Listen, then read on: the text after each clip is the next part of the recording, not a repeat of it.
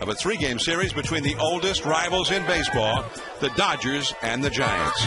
And tonight, rookie sensation Buster Posey and the Giants look to break out the broom and sweep their most bitter adversaries.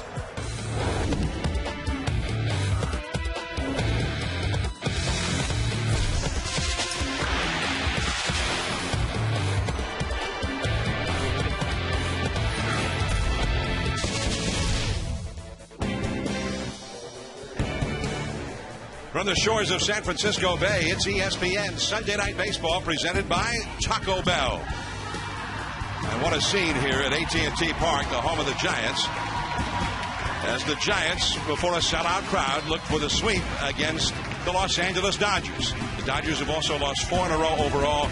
They are badly in need of a win. On Friday, game 1 of the series, Aubrey Huff, who has been great for the Giants this year, hit this spectacular 2-run double to put them ahead of the third, and then added to their lead, driving in run number 6 with a homer. They needed that 6th run, but Matt Kemp hit that single in the 9th and made it 6-5 before Chris Ray came in from the bullpen and got Casey Blake to hit this ground ball for the final out of the game. The Giants won it 6-5. Then yesterday afternoon, great pitching battle. Chad Billingsley, working on 3 days of rest, was stellar. 6 2/3 shutout innings. Barry Zito for the Giants. He matched him 0 for 0 until the 7th when Casey Blake hit this home run, and the Dodgers had a 1-0 lead. But in the last of the 8th, against closer Jonathan Roxton, a line drive 2-run homer by Pat Burrell. That put the Giants ahead 2-1, and that was the final. The Giants taking both of the first 2 games. And so, in the National League West, the Padres with a win today over the Marlins, now by 2 over the Giants, 7 over the Rockies, who also won, and the Dodgers in 4th, and they're fading fast, 7.5 games out. Hello, everyone.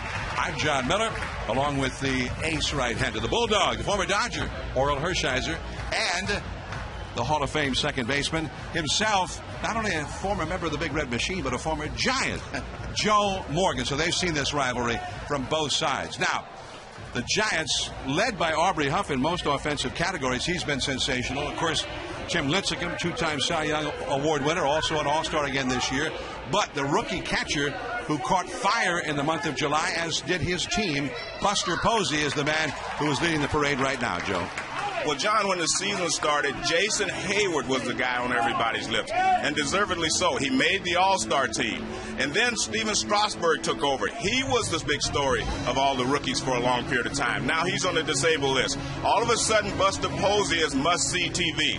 He had a 21-game hitting streak stopped on Friday, but he started another one yesterday. When I saw him last year, he was not able to make adjustments to Major League pitching. He couldn't handle the breaking ball. They called him up on May 29th, and since that time, he looks like a completely different hitter. He makes all the adjustments. He's been hitting the ball the other way, and he's the only hitter that I have seen that handles Steven Strasburg's curveball. He got a base hit on his curveball. This guy is not only doing the job offensively, but he's learning to be an everyday catcher. And if the Giants are going to win this division or getting to the playoffs, Buster Posey's are going to have to continue his hot streak. All right, so Posey will be in there behind the plate tonight, catching Matt Cain, the 25-year-old right-hander for the Giants, who has been excellent.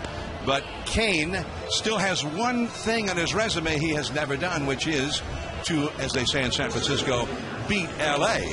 And Matt Cain will try and do that tonight, but he'll be up against the outstanding young left-hander, 22-year-old ace, Clayton Kershaw. Start moved back until today because of a suspension. The Dodgers are leaning on Kershaw big time to come up and get them a win and get them out of this losing streak. Yeah, that suspension came from hitting Aaron Rowan against these Giants. There's been a lot of bad blood, and Clayton Kershaw has to come through as this ace tonight. The Dodgers lost the first 2 games. He has continued to make adjustments as he goes forward into his career. Last year, it was all about the curveball as his secondary pitch. This year, it's all about the slider. Slider's been thrown 27%. Last year was only thrown 8%. So he's made an adjustment to a pitch he can throw more for strikes, be more consistent. And we've seen that in big games. The last 15 starts, 9-3 with a 2.34 ERA. So this young man is becoming more consistent, and today he needs to be on top of that game because this is a huge game for the Dodgers.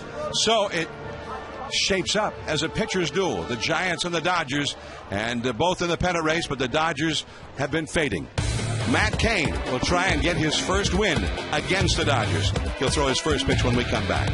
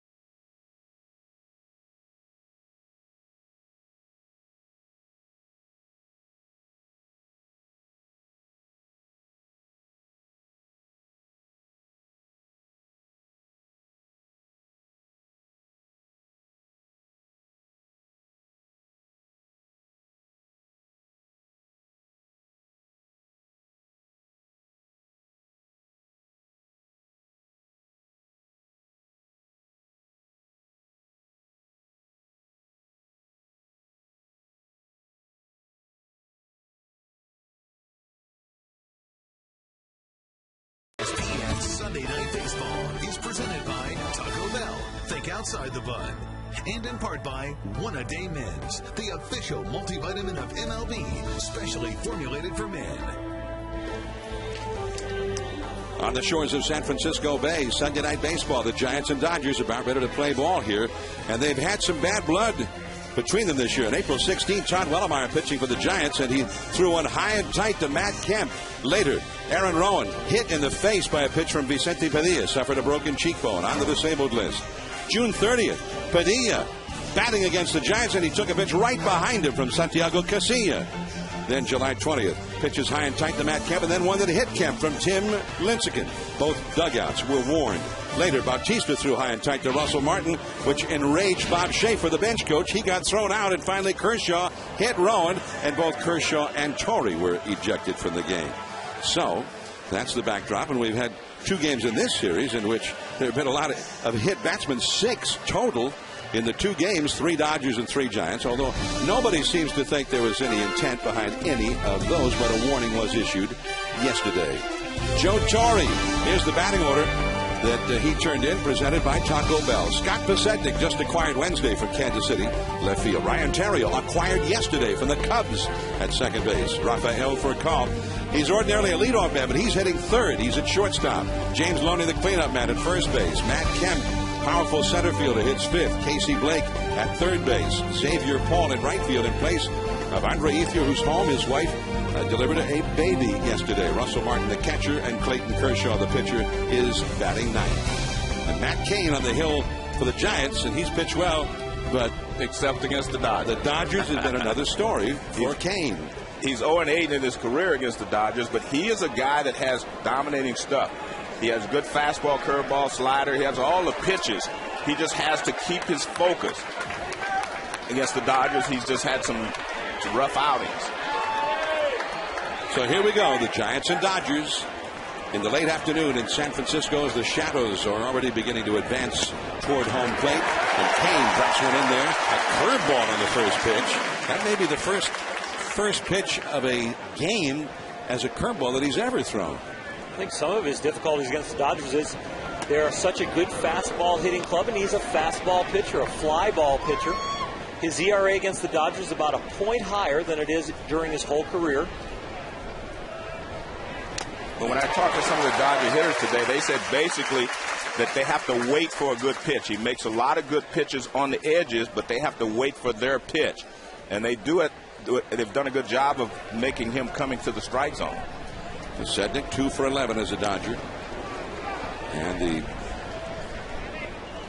ball too low, the off-speed pitch, 2 balls and 2 strikes. He has a 4.32 ERA against the Dodgers, although the Giants rarely score any runs in support of him when he started against the Dodgers. That one popped off the fists, and here's the first baseman, Aubrey Huff, battling the fierce glare of the sun as he catches it 1 away.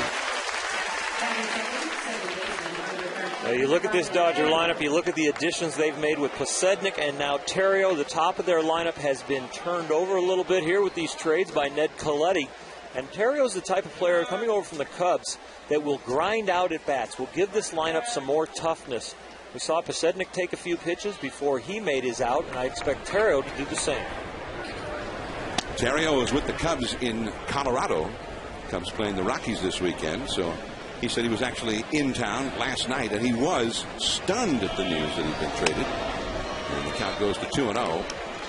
They do have quite a bit of speed at the top of the order, as Joe Torre says Furcal's hitting third because he's been their best hitter. And Pasednik, Theriot, Furcal, all 3 guys are guys who can steal a base, go from first to third, score from first on an extra base hit. And along with Matt Kemp as well, John. A 4th guy who can steal a base. New Dodgers acquired Ted Lilly, Ryan Theriot yesterday, Pasednik Wednesday. Also Octavio Dotel, the veteran reliever, also acquired yesterday from Pittsburgh. On the inside corner, strike 2 called. There's Ted Lilly. He's also here, and he is likely to pitch on Tuesday as his first start for the Dodgers. We saw his ERA was in the mid-3s with that 3-8 record. Victim of no run support. Comes to a Dodger team that's struggling to score runs right now. Since the All-Star break, scored only about 2.3 runs. The Dodgers have struggled.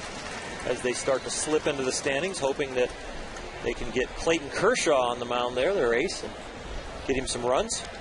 Dodgers are 5-11 since the All-Star break. They started with a 6-game losing streak right after the break. The changeup from Kane is in the dirt, and a full count to Terrio with Furcal on deck. Also Manny Ramirez, who is the big guy in the Dodger lineup, and he's been on the disabled list. And he was swinging the bat very well, John, before he went on the disabled list. Terrio hits that one deep down the left field line, hooking toward the corner, and a foul ball as Pat Burrell gave chase into the corner. Terrio only one home run for the season with the Cubs in 388 official at-bats. 3-2 the count.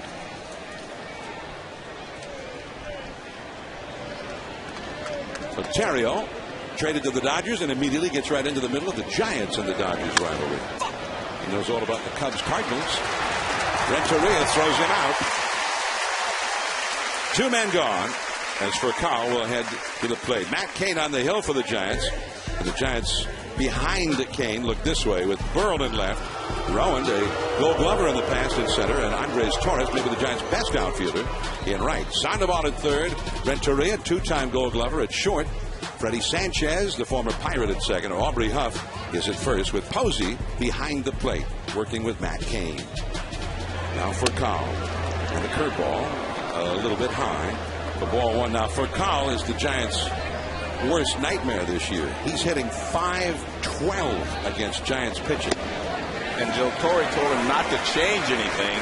Just continue to hit like you have been, even though you're in the third slot. And I've always said that's a misnomer. You can't put a guy in a different spot and expect him not to change. It's very difficult to continue to hit as you did before. Because right here he might have bunted in the first inning. You can't bunt with 2 outs and the third place hitter normally. And he's an excellent bunter. Exactly. So you're taking part of that away from him when you hit him third. And I'm not saying he shouldn't hit third, because as Joe said, he's my best hitter right now. And I want him to come up with some runners in scoring position. He also has 3 home runs against the Giants this year. That fastball just off the inside at 93 miles an hour. Joe West, the veteran umpire, the crew chief behind home plate.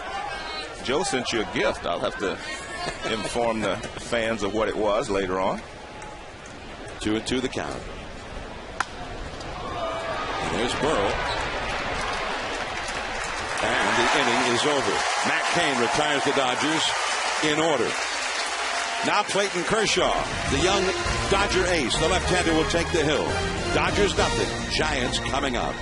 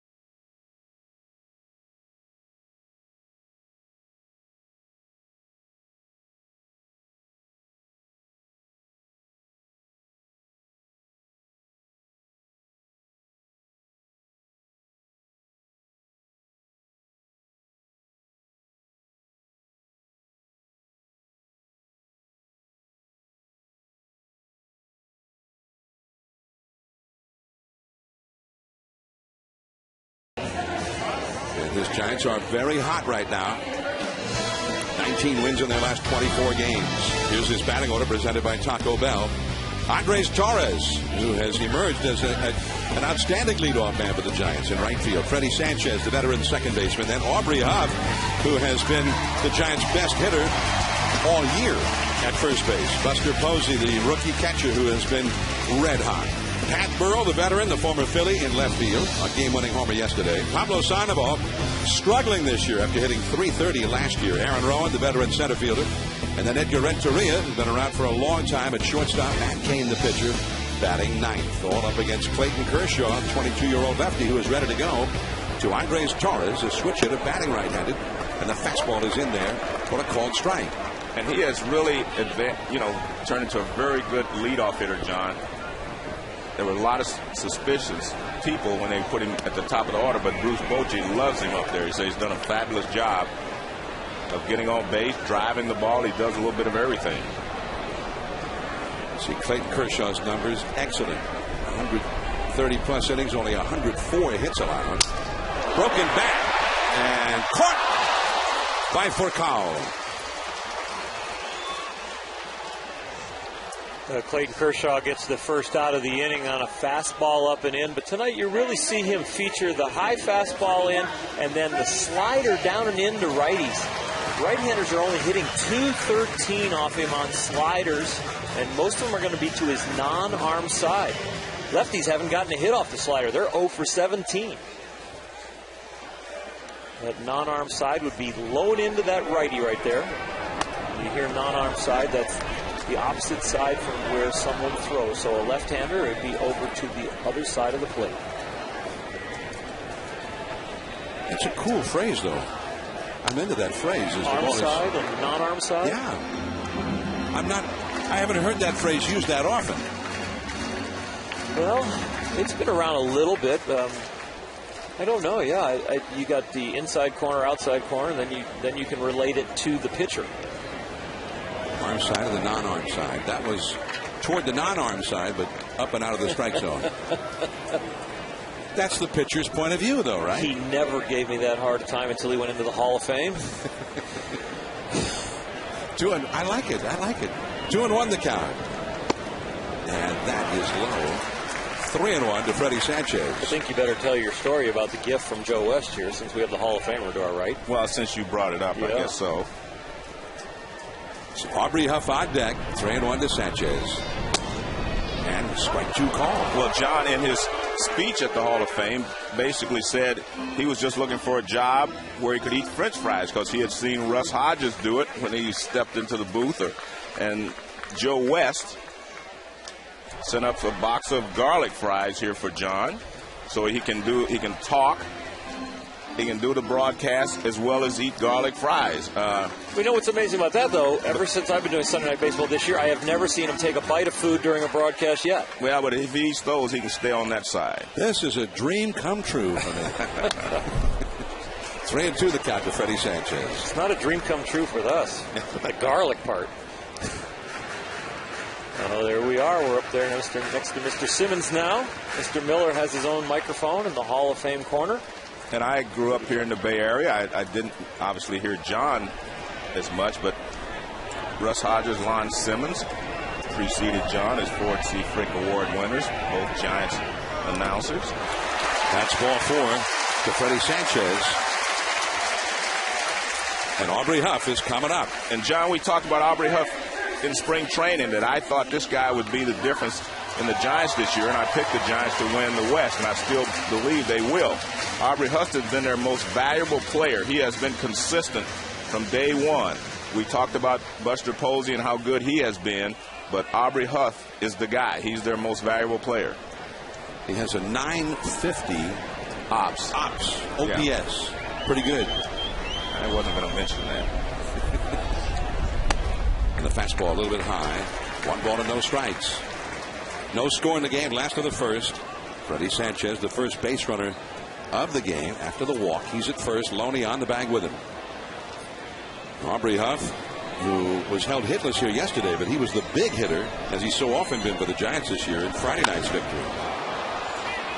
Out goes for Cowell. This one is a problem, and finally Xavier Paul, and he makes the catch. Paul really seemed to think that for a long time that I said, Paul, that's Pasednik. Paul is in right field tonight with Ethier being gone. Pasednik really seemed to think that Furcal should just go ahead. He was just hoping that Furcal would get it. He was just hoping that, John. It was his ball all the way. When the ball is that high, the outfielder's supposed to take it. See how deep it is? And he's supposed to take it all the way. Furcal should never be in the pitcher, which he didn't go out too far. He didn't get run over by Pasednik. Pasednik was looking at Furcal, then you saw in that shot, he then quickly looked over to Matt Kemp. Matt, you got this one? He was just looking for help. That's Buster Posey. Matt Kemp on the move, makes the Willie Mays style basket catch here in San Francisco. And that's all for Posey and the Giants. One man left, on to the second. Loney, then Kemp coming up.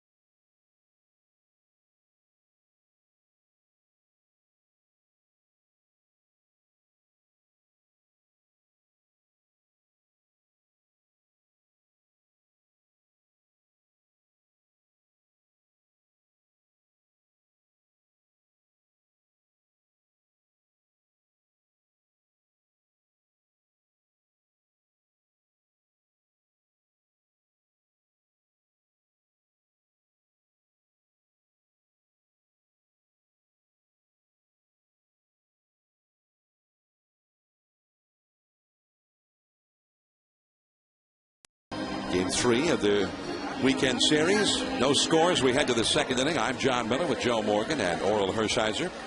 We got this great rivalry that dates all the way back to the 19th century. And last week we had the Cubs and Cardinals that also dates back to the 19th century. And upcoming 1 week from tonight we'll be at Yankee Stadium for the great American League rivalry, the Red Sox and the Yankees renewing hostilities. We'll be at Yankee Stadium, 8 Eastern, next Sunday night. As James Loney takes ball 1 from the Giants' Matt Cain.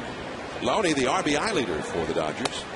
And he put on a show during batting practice. Joe, you and I were down there talking to Joe Torre, and we had to keep diverting our attention for Joe Torre because of the sound of James Loney's bat. He was hitting shots out of this part to the deepest parts of the yard.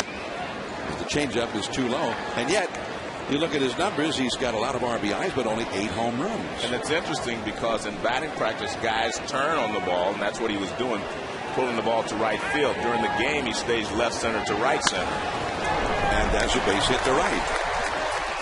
What he did there is exactly what some of the Dodgers were talking to me about. He took the real good sinker away from Cain for a strike. Now he gets one more in the middle of the plate. See, that's up and in the middle, and he hits it in the right field. He said you have to wait and get a hitter's pitch in order to hit him. Watch how he gets his hands out front, but the pitch is up, so that allows him to pull it to right field. If that ball was sinking, he would have probably hit a little ground ball to second base. So that's the Dodgers' game plan tonight. Take the real good pitches that he throws and wait for one that you can handle. Loney is a guy without tremendous speed, but he's got enough that he's a threat to steal a bag. He has 9 steals for the year as Matt Kemp is at the plate. Late on that fastball. Well, the one thing that Kane does, he allows you to run. He has this pretty high leg kick, and he starts everything at the same time. If you're watching, you're going to be able to pick out what his first move is from first base. 0-1 to Matt Kemp. 17 home runs to lead the Dodgers. 57 runs batted in. And that's off the outside.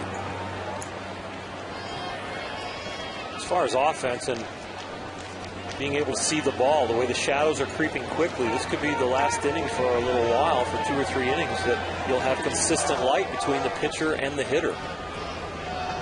The shadows, as will happen when we're out here in the West Coast, become an issue. There's one, and Sanchez. And it was not a very good throw from Matt Cain, and also not hit very hard by a very fast runner, Matt Kemp. But Cain got the lead runner at second base. He couldn't get the ball out of his glove. That was his big problem. He turned quickly. He made up his mind he was going to second base right away, but he couldn't get it out of his glove.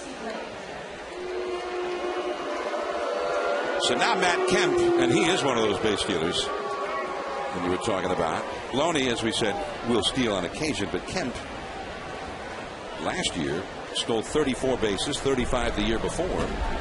Although this year, as Loney's now back in the dugout, having been forced out, Kemp has 15 steals, but he's been thrown out 12 times. He's back to the bag. Huff on the bag with him. You wouldn't call him a base stealer then. 15, that's just a terrible percentage. He's a runner. Yeah, he's a runner. He's a runner. That's a good phrase there. You invented another phrase. He's a runner. Not a stealer. Not a stealer. He's a runner. He's a runner. And it's off the outside. Now, Buster Posey, one of the things the Giants like about him is a catcher.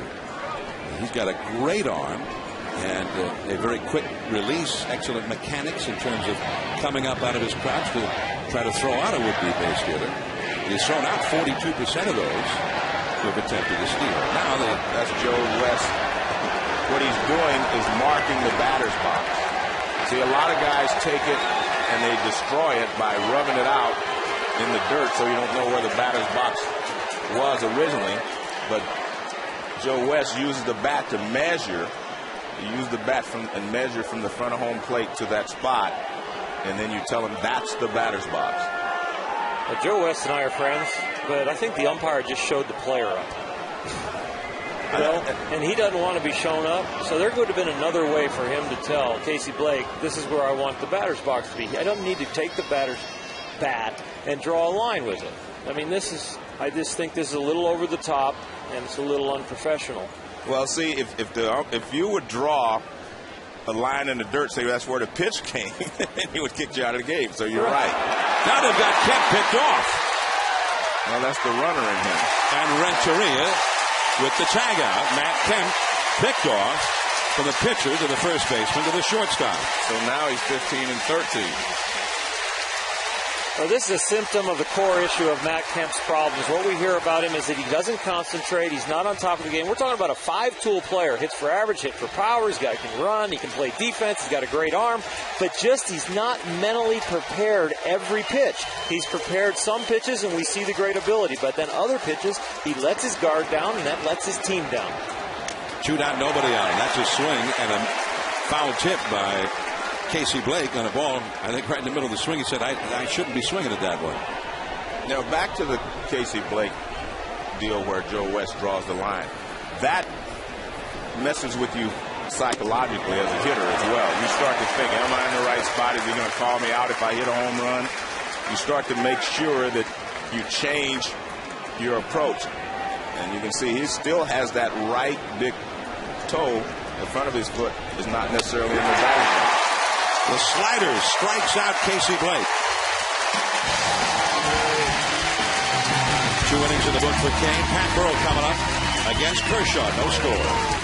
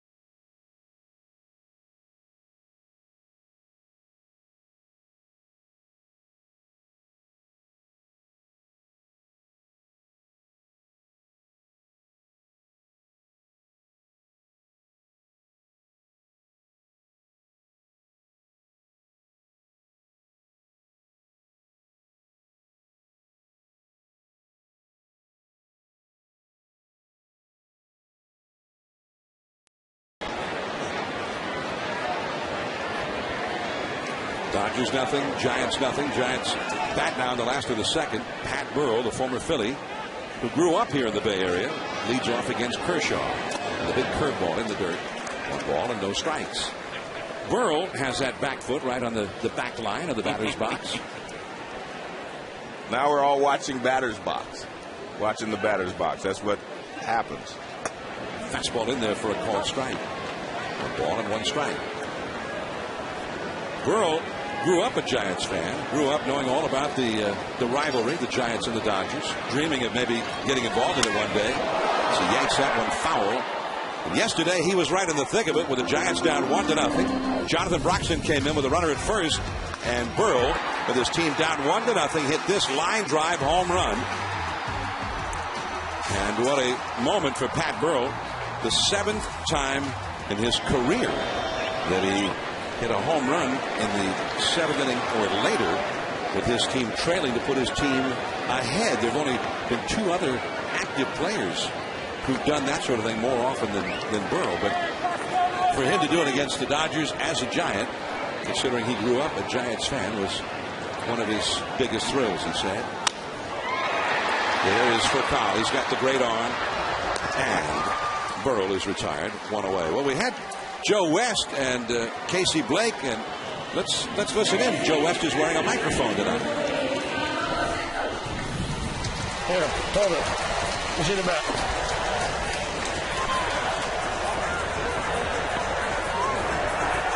Just stay on the line. That's all. All right? Just stand where everyone else. Just stay on the line. That's all. The only thing I can think of, John, is that he was standing there and he felt like he was too far back, too close to him. So he put the bat down to measure, and he found out the line was okay. He used the bat almost as a measuring. Yeah, that's what it is. Yeah. Pablo Sandoval. Nice pickup by the very sleek first baseman Loney, but dropped by Kershaw.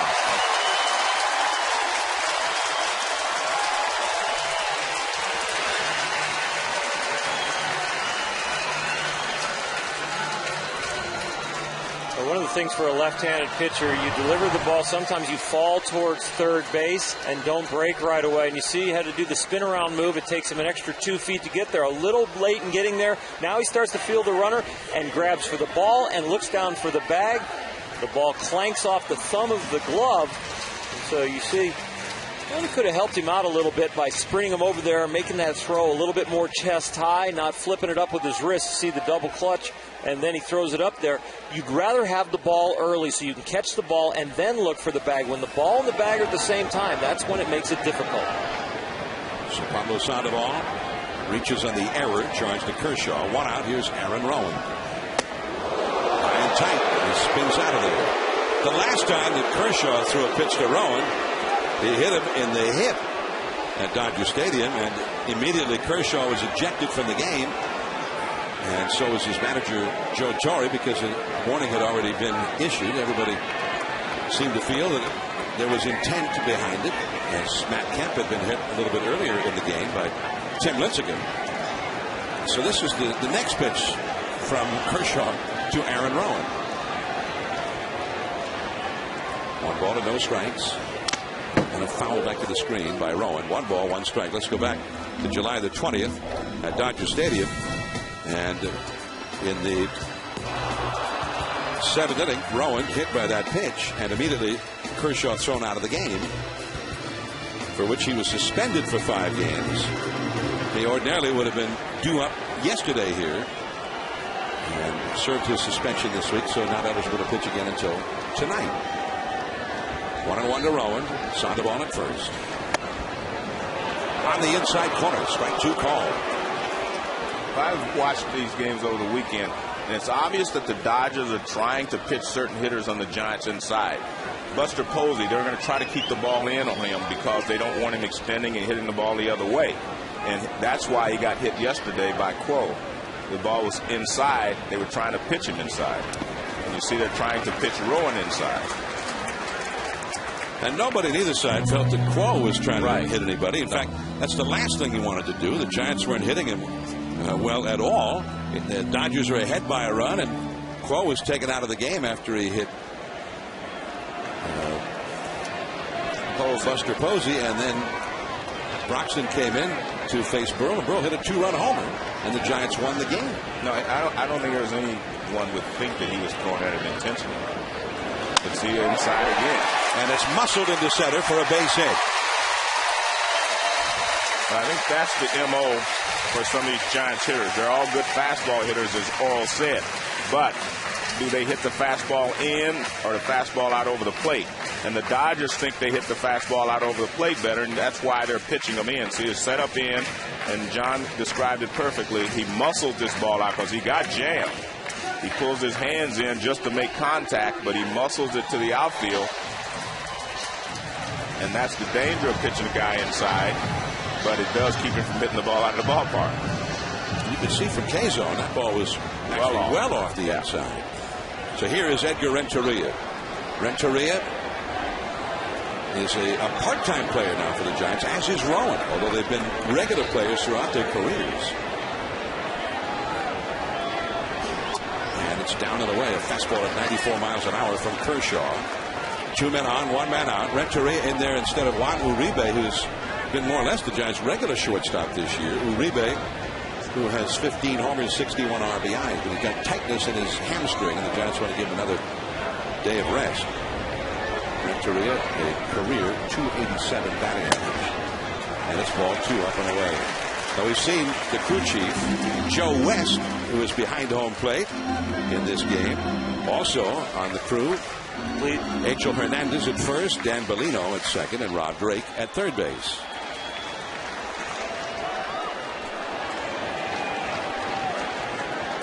To the count to Renteria. The pitcher, Matt Cain, is on deck. 1 out, 2 men on.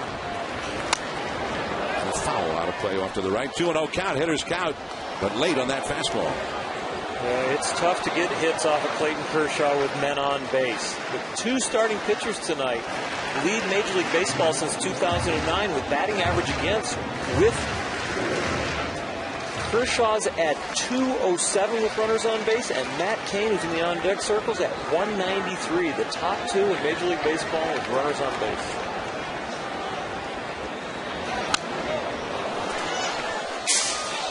And a foul ball right back toward us.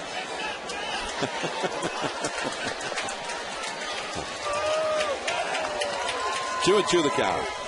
Wait a minute, did you catch that ball wrong? It was magic. No, Joe didn't duck. No.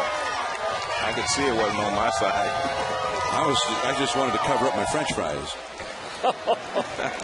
2-2 the count. They're now mashed potatoes. He struck him out. Kershaw got 3 straight fastballs for strikes against Renteria after falling behind him. The thing about Clayton Kershaw's mechanics, over the top fastball that can be a 4-seamer like that, or the curveball that comes out of that window, and the slider. So when you are in between, plus the vision is tough with the sunlight and the shadows, you get a lot of swing and mass, high fastballs. You see the fastball, and then you don't. So now Matt Cain in the shadows. And a foul off to the right, out of play. Cain, who has some power, no home runs this year, 4 hits in 38 at-bats. He has not only never beaten the Dodgers, he's never had a hit against them either. And a hit right now would be a very big one. It could knock in a run. Pablo Sandoval at second. Aaron Rowan at first. No score in the game. Second inning. Foul tipped that one into Russell Martin's glove. 0-2. It's interesting, the Dodgers swept the Giants here in June. Now the Giants are trying to sweep the Dodgers, and then they're going to go back to LA for their next series. 0-2 the count. What that really means is that both teams are a little erratic at times. So strike 3 called, and Kershaw gets out of the jam, true to form. Xavier Paul, Russell Martin, and Kershaw coming up against Cain. No score.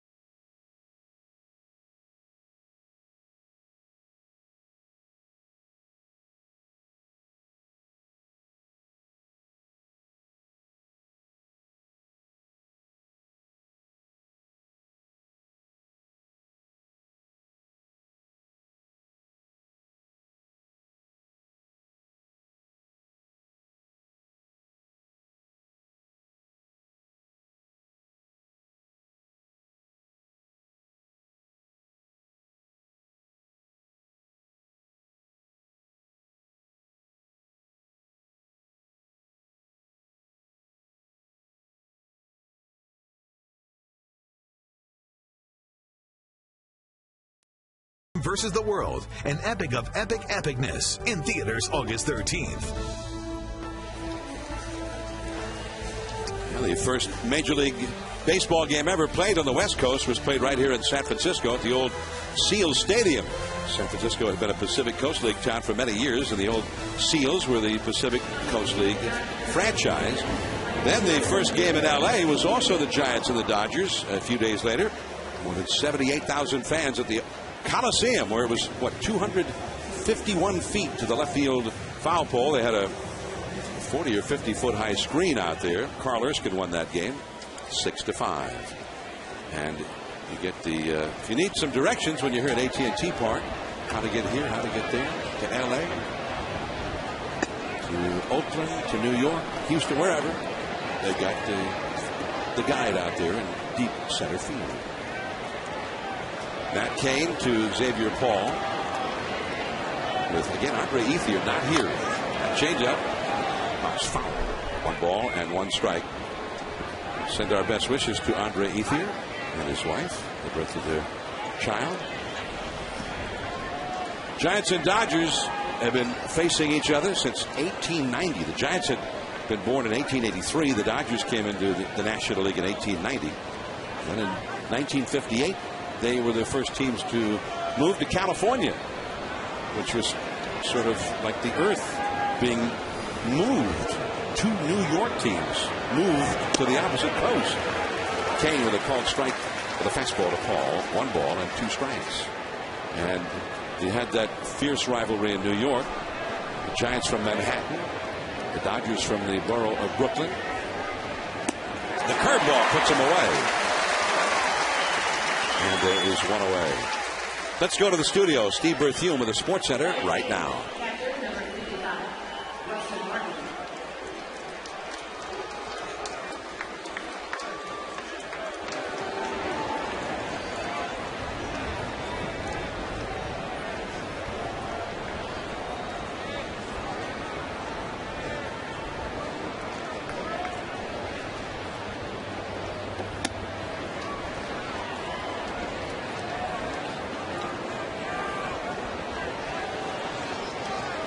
A-Rod is really struggling right now, looking for that 600th home run.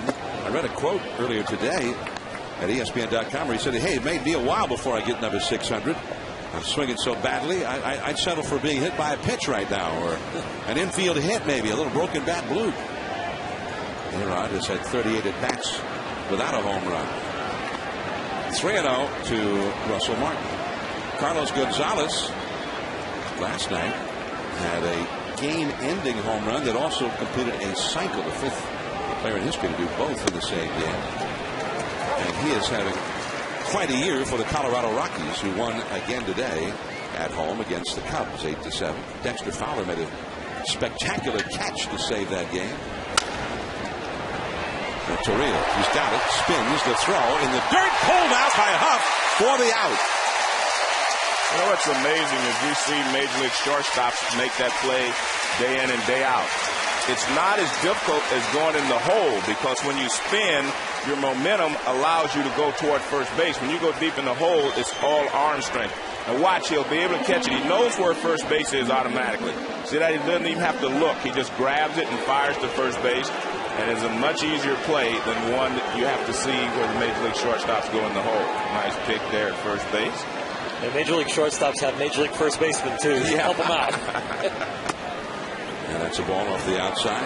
Your old teammate, I guess he was a teammate for a brief time for you. Steve Garvey was one of the best. Just barely a teammate. Then he went on to the Padres. That infield broke up right as I arrived. Billy Russell was really the only one that was left. Ron Say, I think, went to the Cubs. Steve Garvey went to the Padres. And Davey Lopes, I don't know where he went. Did he go to Philadelphia at that time? I don't know where he went. He's in Philadelphia now. Yeah, that's for sure. 1-2 the count to Clayton Kershaw.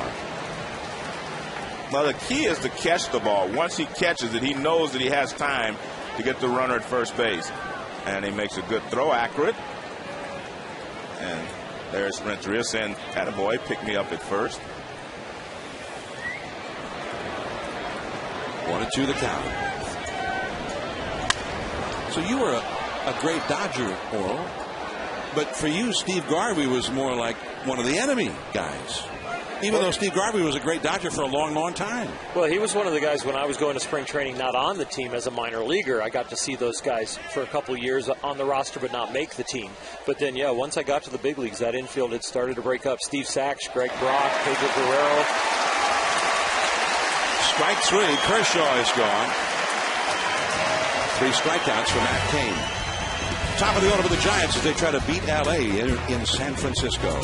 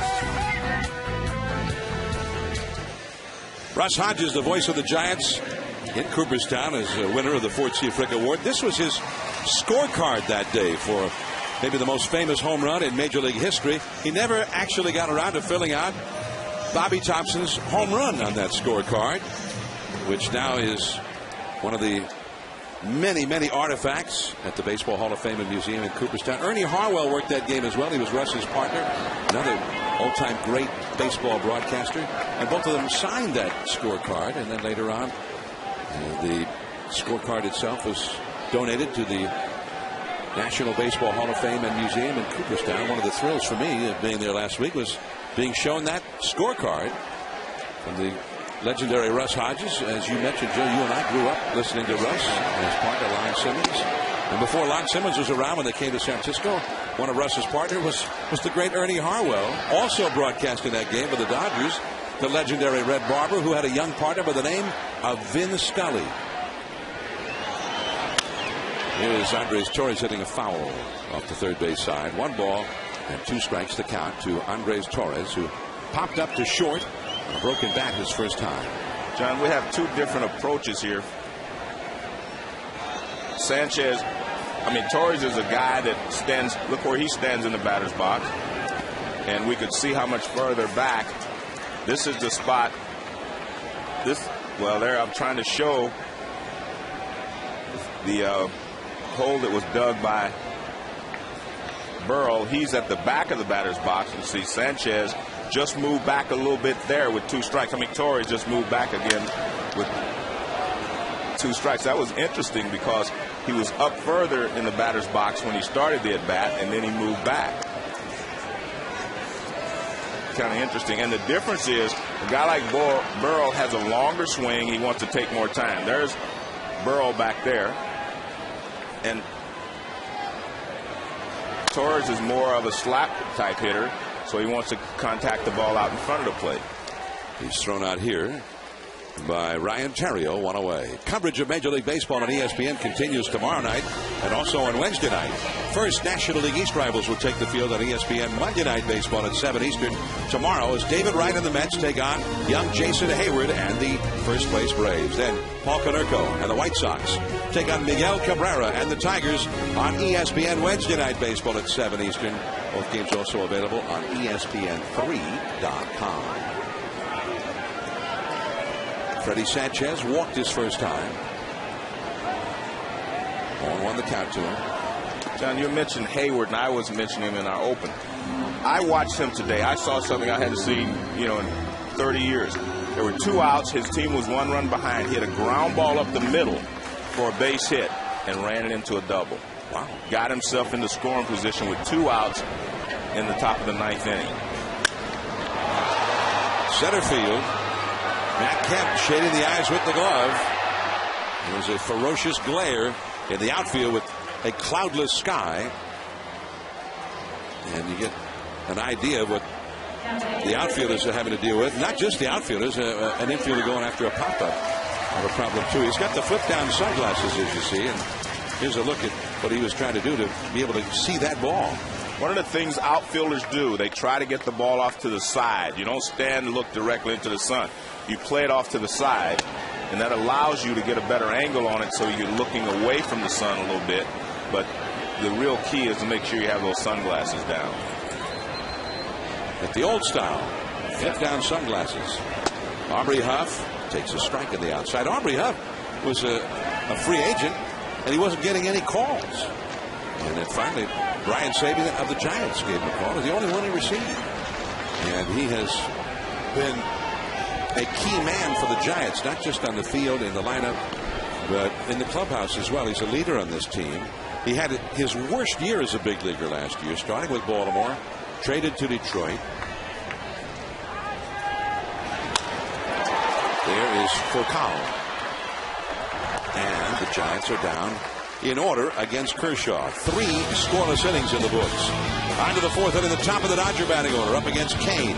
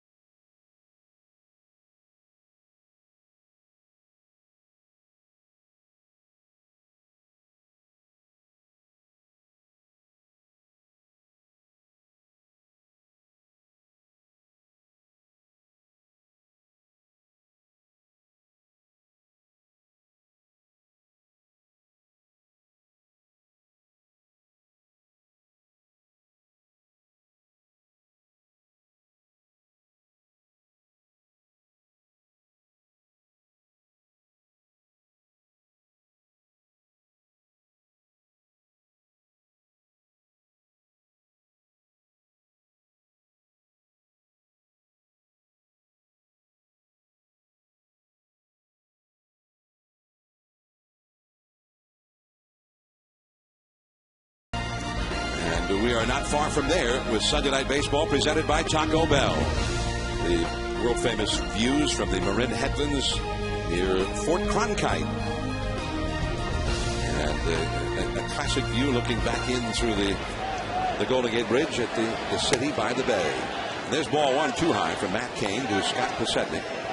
Posednik This whole week's been a whirlwind for him. Just acquired on Wednesday for the Kansas City Royals. He met the Dodgers in San Diego. Played his first game for them the next day, Thursday. 1 ball, 1 strike to Pasednik. I talked to him about it here on Friday, and Pasednik started telling me about how he had just been traded on Sunday, and I said, wait a minute, you were Sunday? And he said, what day is today? I said, Friday. He said, oh, Wednesday. Now this is going to be a tough play for Sanchez. Pasednik runs hard. Chief!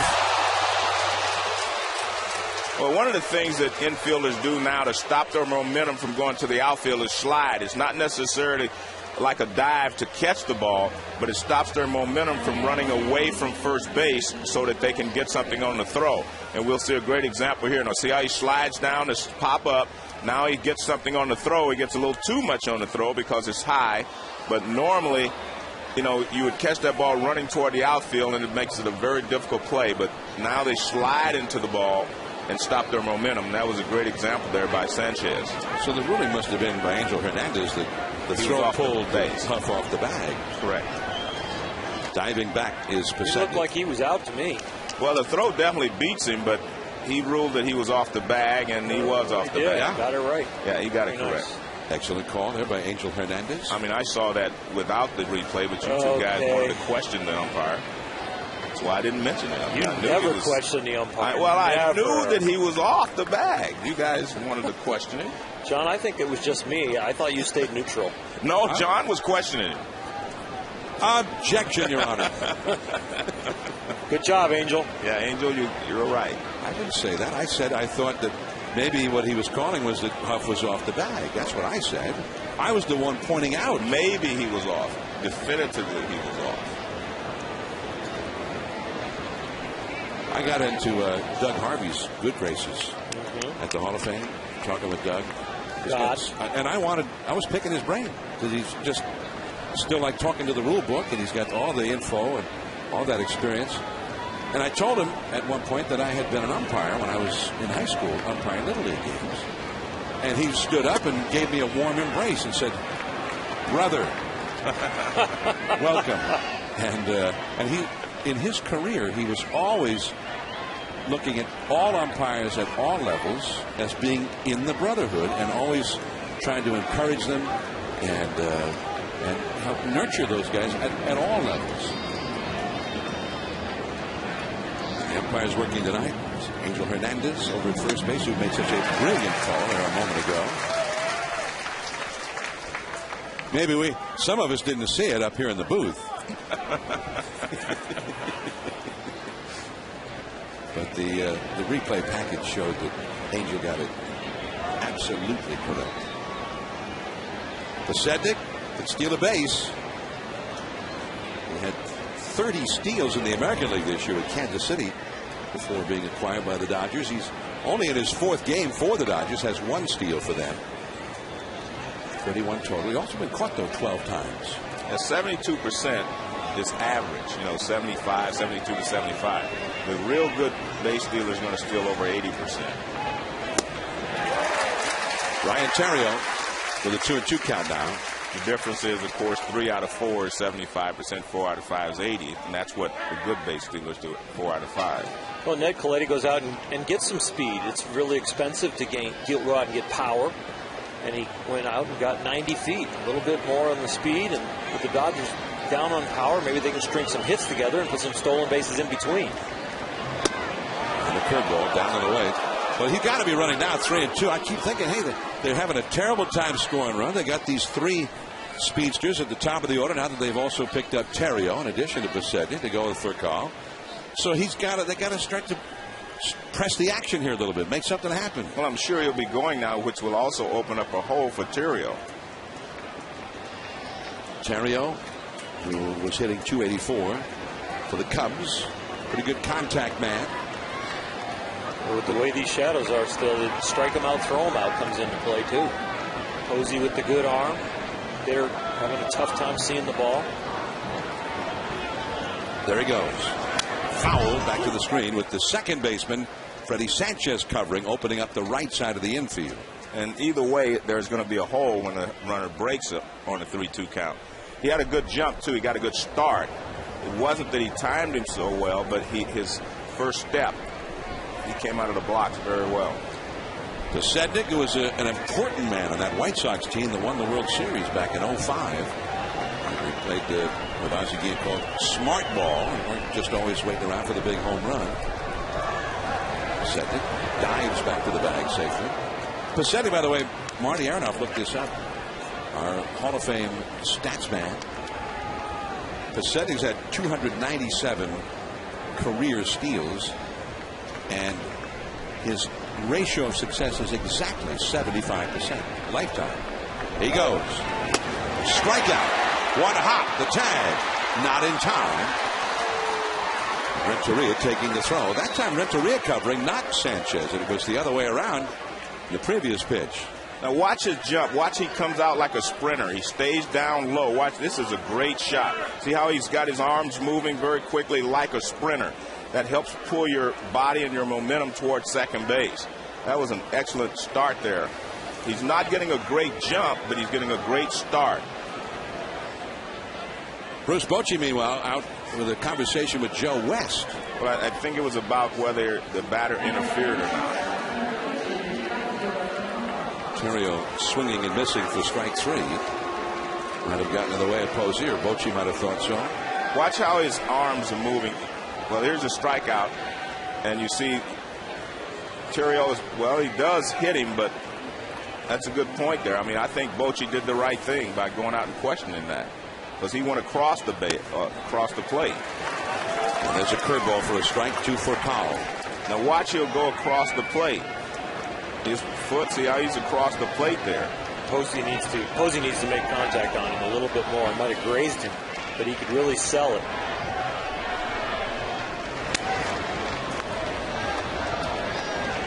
Ball, 1 strike. I guess if you're the umpire, if you're going to say the guy obstructed the defender making the play, you need to have to have that contact. Yeah, you can get in the way, but if there's no contact, there's no obstruction. Ball, 1 strike. Change up. Aubrey Huff down the line to get it, and he'll take it to the bag. Over to third goes Pasednik, but now with 2 down.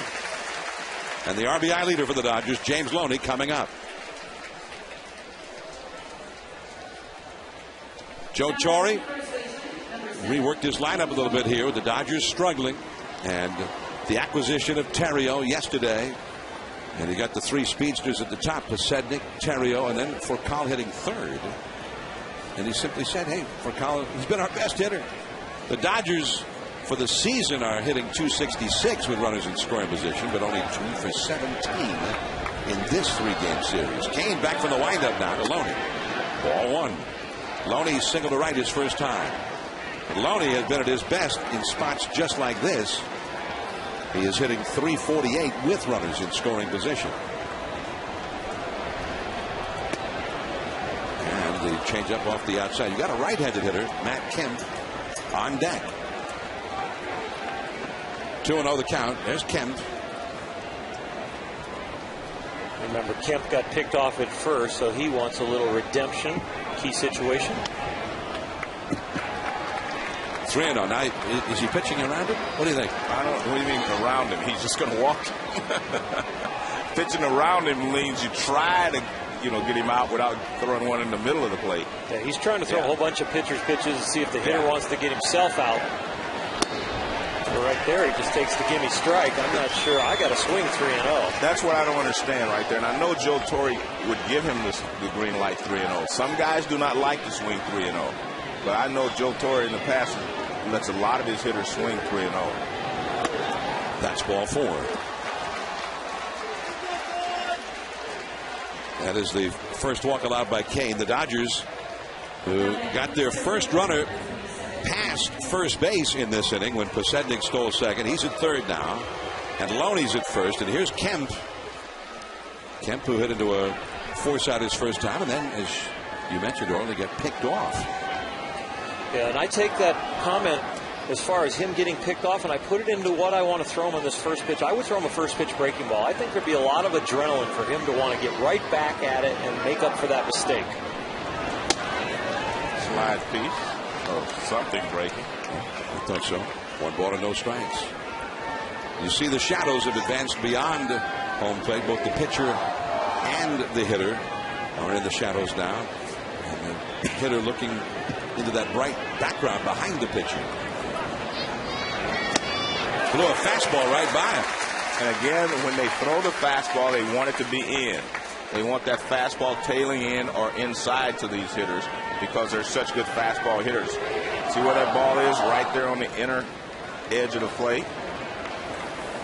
The tailing action is outstanding because it makes that hitter think it's going to be in the middle of the plate, get the bat started, then it runs in on their hands. And that swing just broke down right in the middle. Well, I think part of it is, John, that we mentioned it, we talk about it a lot, the shadows. Unless you stood out there and you see somebody throwing 90-plus miles an hour, you cannot really understand how difficult it is to hit at this point in the ballgame. With guys throwing as hard as Kane is and Kershaw, it's very difficult at this time. Visibility very poor. Runners at first and third, 2 down. 1 ball, 2 strikes to Kemp. Nat Kane delivers. And he pulled that one a little bit off the outside. 2-2 the count.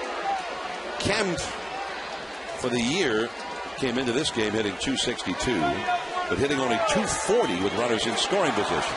And he's a guy, John, hit .297 last year, 26 home runs, and 101 runs batted in. It was his best season, but he has not repeated it, at least not so far. 2-2 the count. Kemp asks for timeout. You saw that he has had better success with runners in scoring position with 2 down, which is the scenario here. The shortstop off the fist, and Renteria to Sanchez for the force unloading. Still 0-0 for the last of the fourth. Buster Posey coming up, and we'll visit with Joe Torre, Dodger manager, in 60.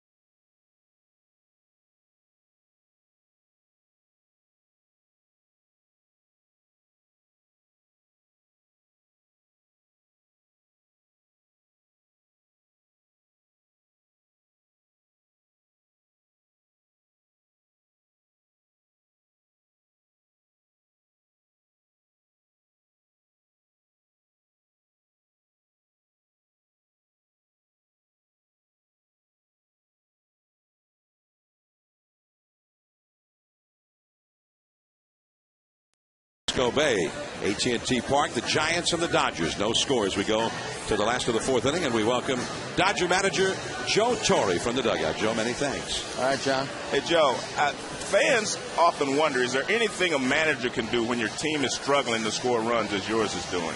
Well, I don't bite my nails. That's one thing. The only thing you try to do, Joe, is just do something different so they know you're trying to make adjustments, because you always want players to make adjustments.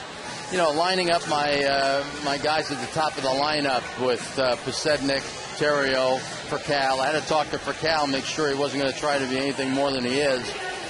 Trying to generate and manufacture runs, because without Ethier, and we're struggling a little bit trying to get any offense going, you try to make things happen by moving some runners, and hopefully we can generate something. Well, Ned Colletti brought some new players in. Are you happy with what you got? Oh, yeah, I think we addressed everything we needed. Again, you know, we certainly were reluctant to give up Blake DeWitt because we know how hard this kid worked, but you know, the price tag in order to get Lilly and, of course, Terrio to take his spot. And I thought we addressed the bullpen because, you know, my man over there from Pittsburgh, who from Pittsburgh, who I had in St. Louis, in New York, Mr. Dotel is, I'm expecting him to do a good job for us in the back end. All right, thanks, Joe. Okay. Thanks a lot. Joe Torre, Dodger manager.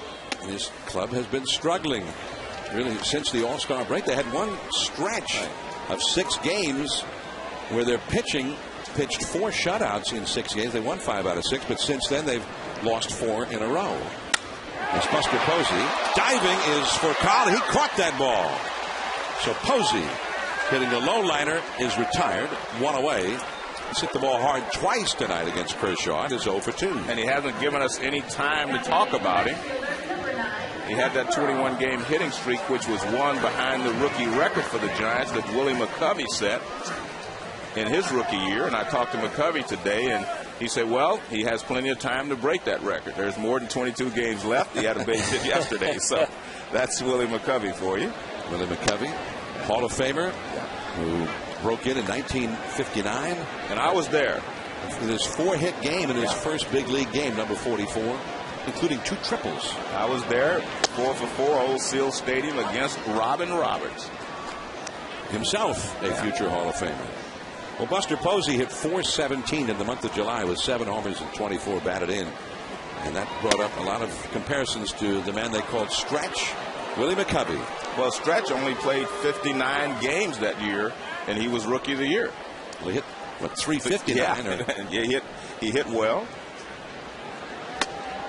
A 22-game hitting streak in that great season. And the body of water behind the right field wall here where home runs sometimes get wet. That's called McCovey Cove in his honor. And across the cove, the McCovey statue adorns McCovey Point as Pat Burrell is down on strikes.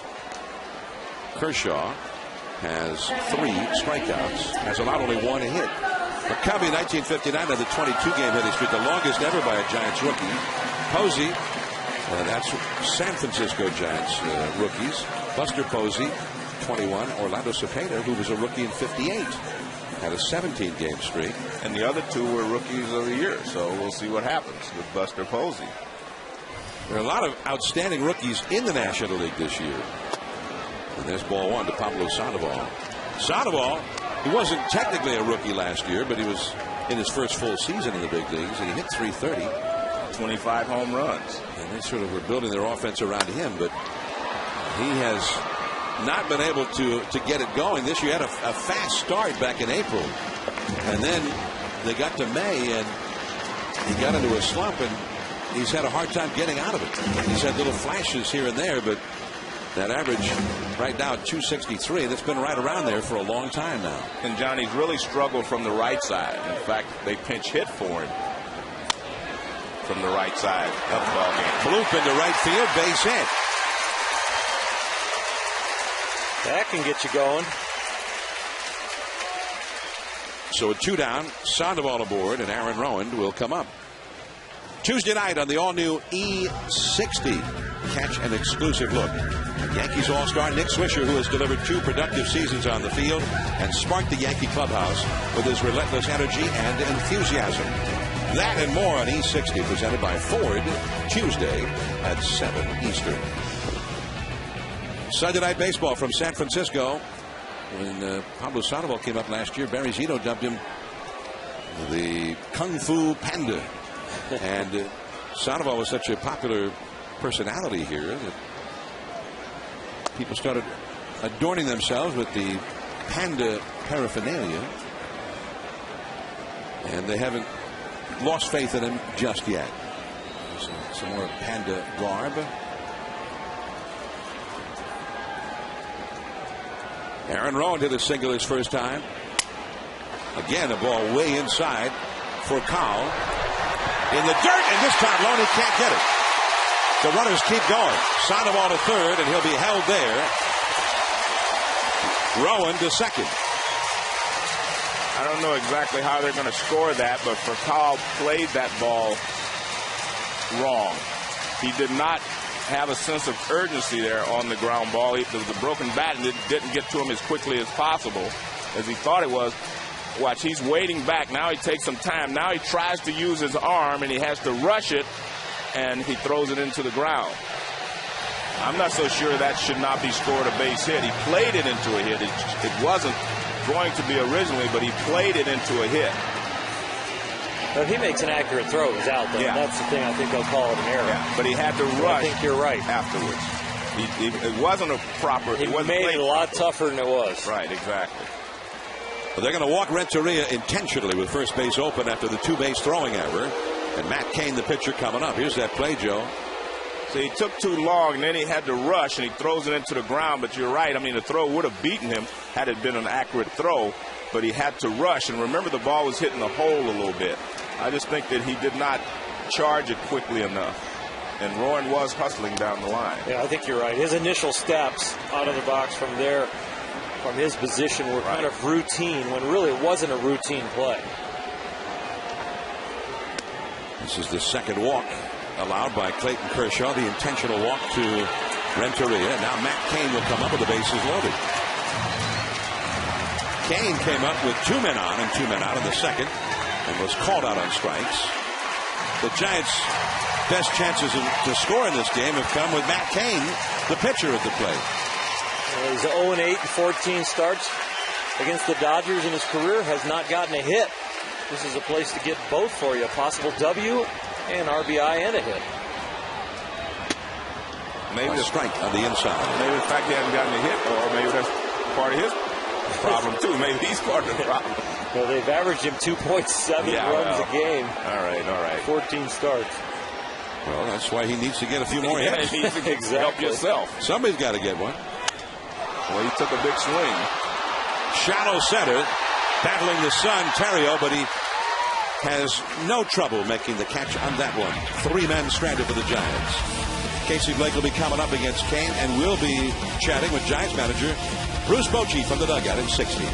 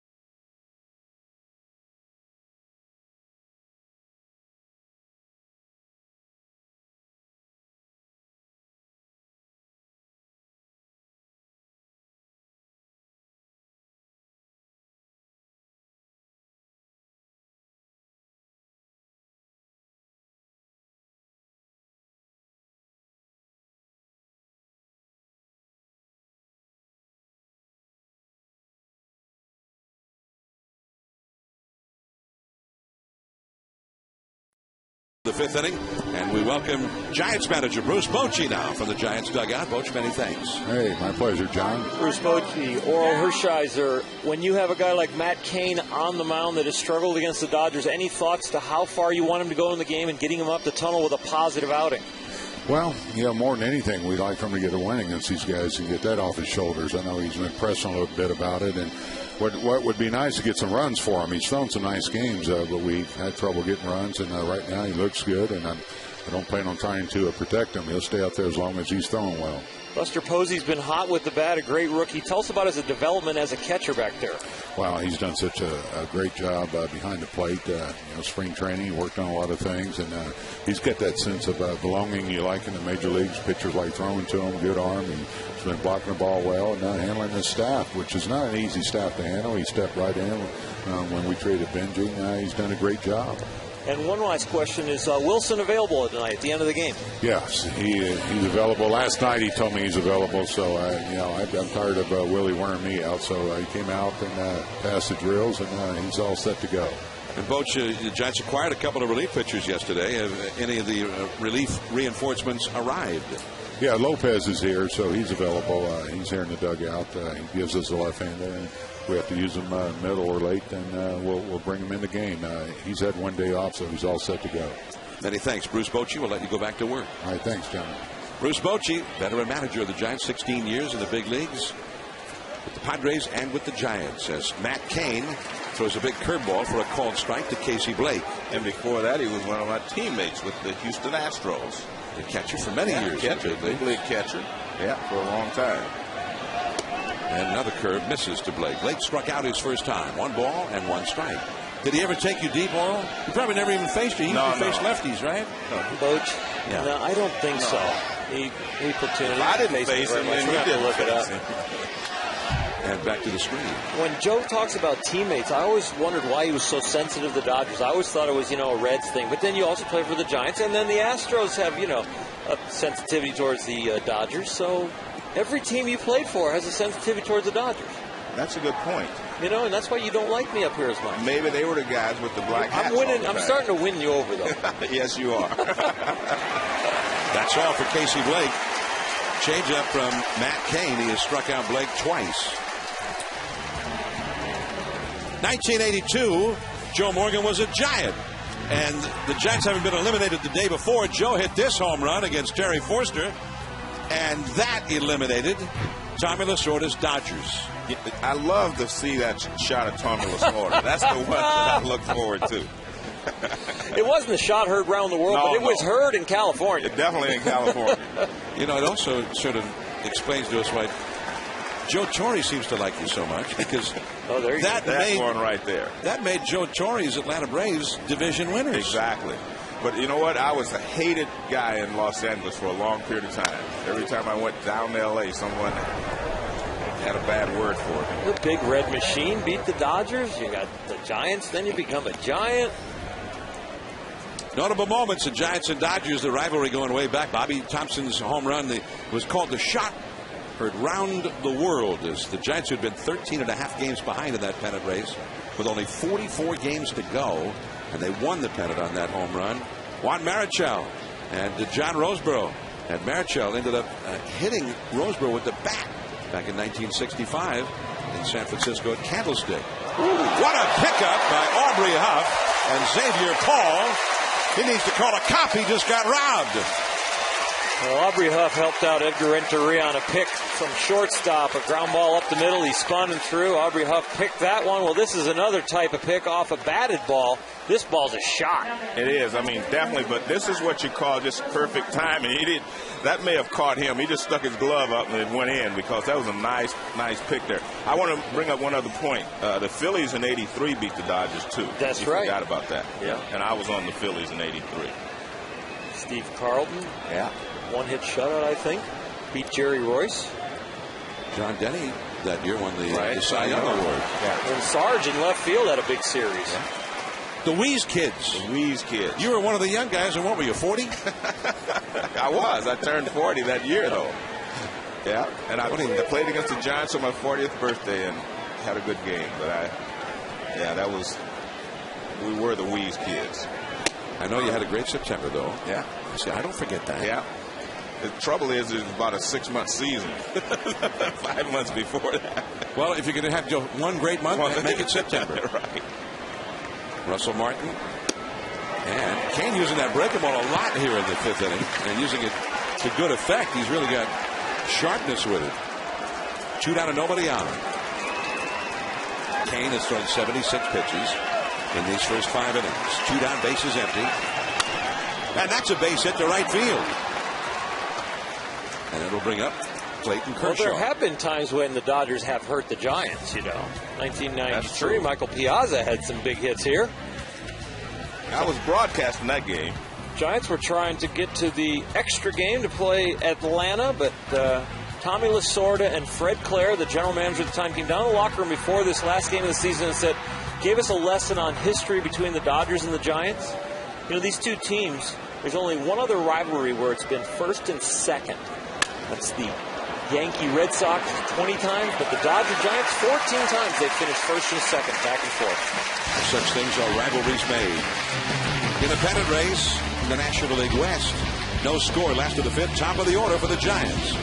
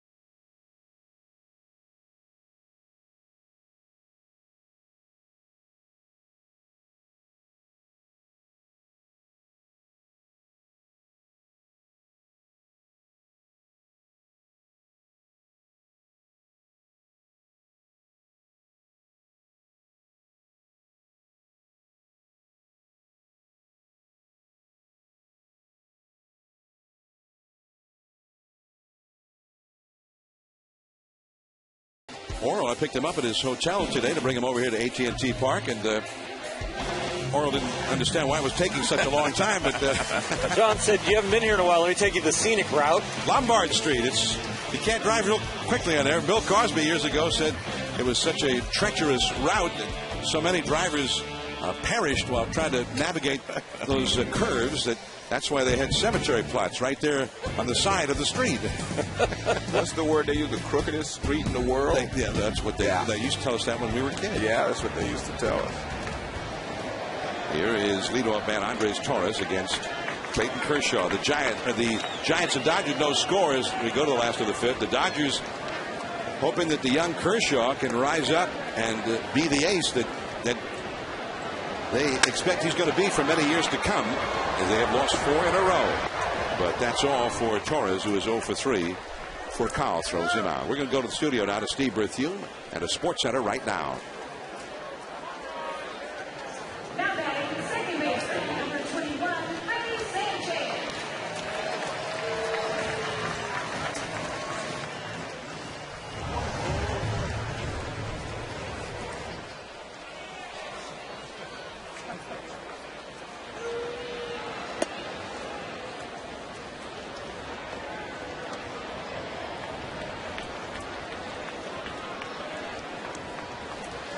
Steve, thank you. Quite a series there in St. Pete. 2 heavyweights duking it out, Yankees and Rays. Sanchez thrown out by Casey Blake. Freddie Sanchez is now 0 for 2 plus a walk. Kershaw gets a couple of quick outs, and the batter will be Aubrey Huff. 0-0, last of the fifth. Yesterday here, it was Zito against Billingsley, and it was scoreless until the 7th inning when Blake hit a home run. The Giants did not score until the 8th inning when Pat Burrell hit a 2-run homer. The Giants won that game 2-1. Here is Aubrey Huff, who has flied out to shallow left center, grounded to short. Difficult visibility for a hitter right now in the dark shadows, the long shadows of the late afternoon, and the sun also reflecting off the scoreboard and hitter's backdrop in center back into the hitter's eyes. And that slider is off the outside. 1 ball and 1 strike. Next Sunday, Yankee Stadium, Red Sox, Yankees. The Red Sox, 3rd place in the American League East, but a distant 3rd. Another ground ball. Terrio. That's all for Huff. 3 ground ball outs and a 7-pitch inning for Clayton Kershaw. We're going on to the 6th inning. Top of the Dodger batting order. Presenting Terrio for Kyle.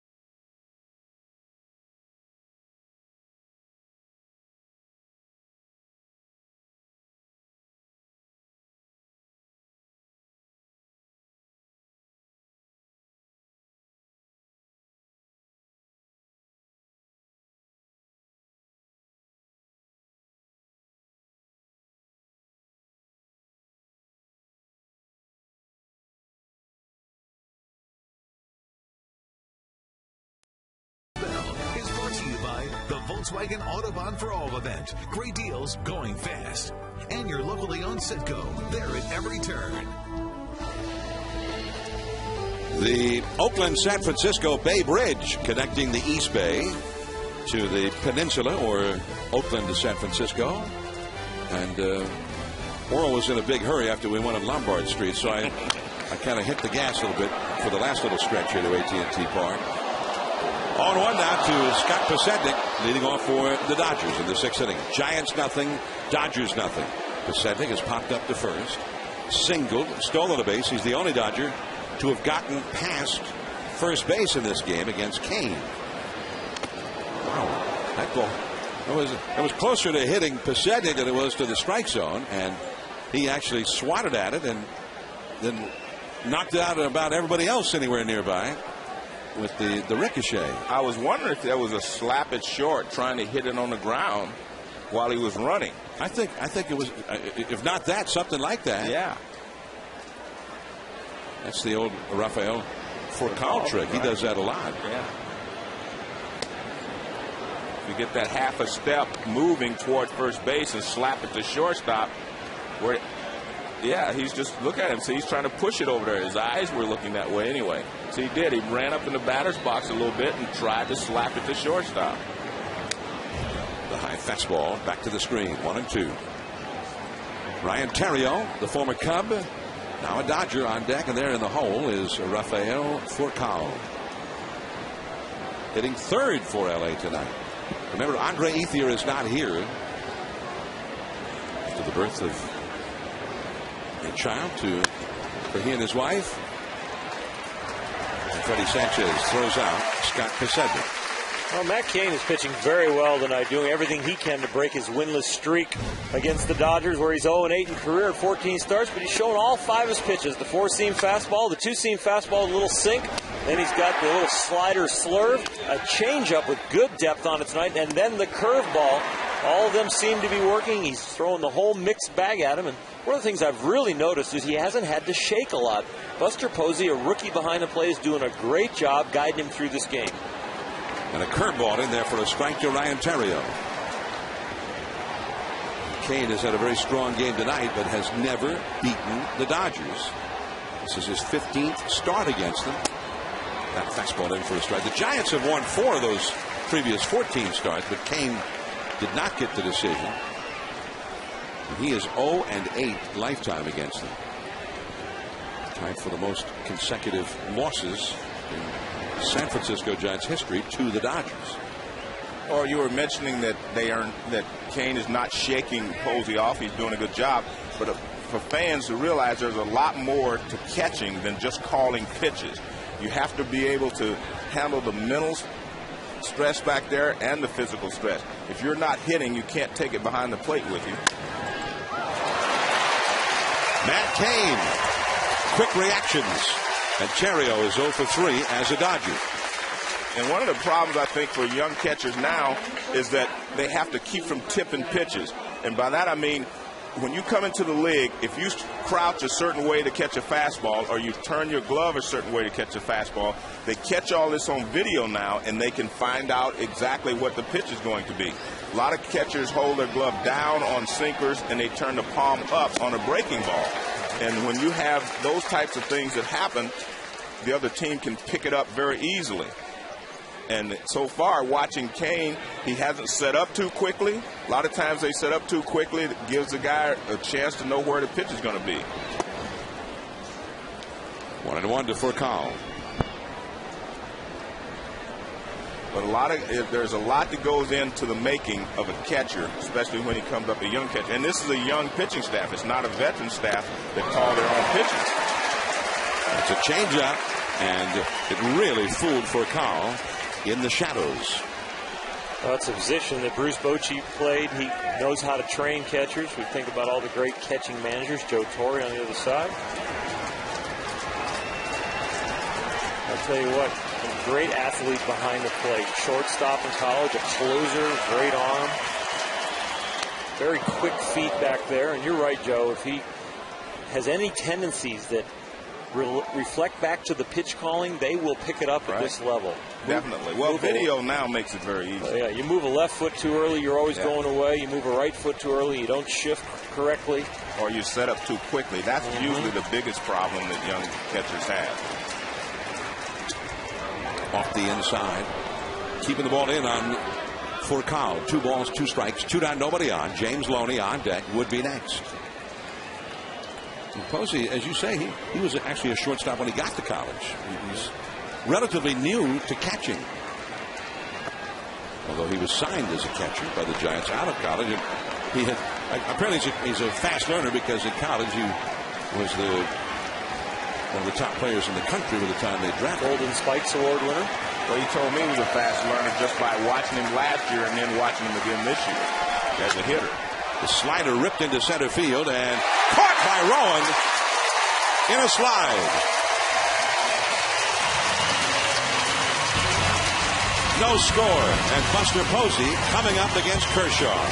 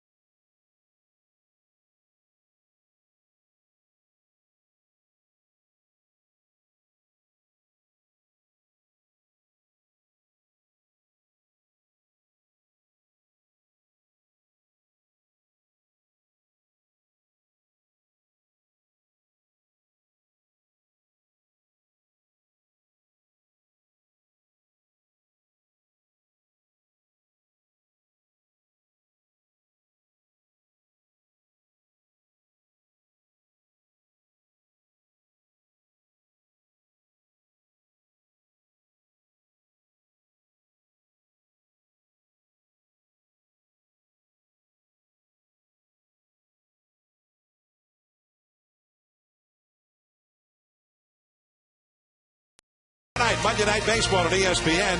The Mets and the Braves from Atlanta. As David Wright and the Mets up against Jason Hayward and the Braves. Braves in first in the East. Then Paul Konerko and the White Sox take on Miguel Cabrera and the Tigers on Wednesday Night Baseball at 7 Eastern. Again on ESPN. Both games also available on ESPN3.com. The Atlanta Ball Club, they made a big move yesterday just before the trading deadline, acquiring former Cardinal Rick Ankiel and also Kyle Farnsworth in that deal from Kansas City. Looking for some power for their outfield and some help in the bullpen. In Bobby Cox's final year as a big league manager. Clayton Kershaw throwing a called strike with a high slider to Buster Posey. Now a curveball, and that drops in there. Strike 2 call. John, when I saw Posey last year, he was 2 for 17 when he came up. And I watched him. He wasn't making any adjustments to the breaking ball.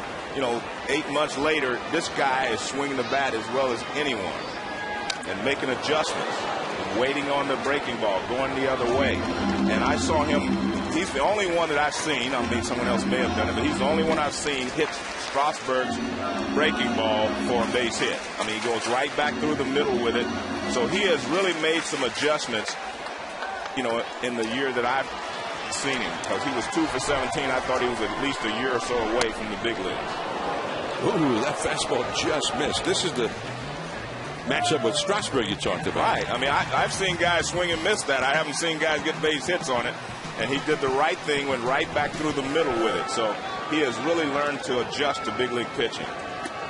Slow curve. And that one also missed. Maybe a little high, maybe a little off the outside, perhaps.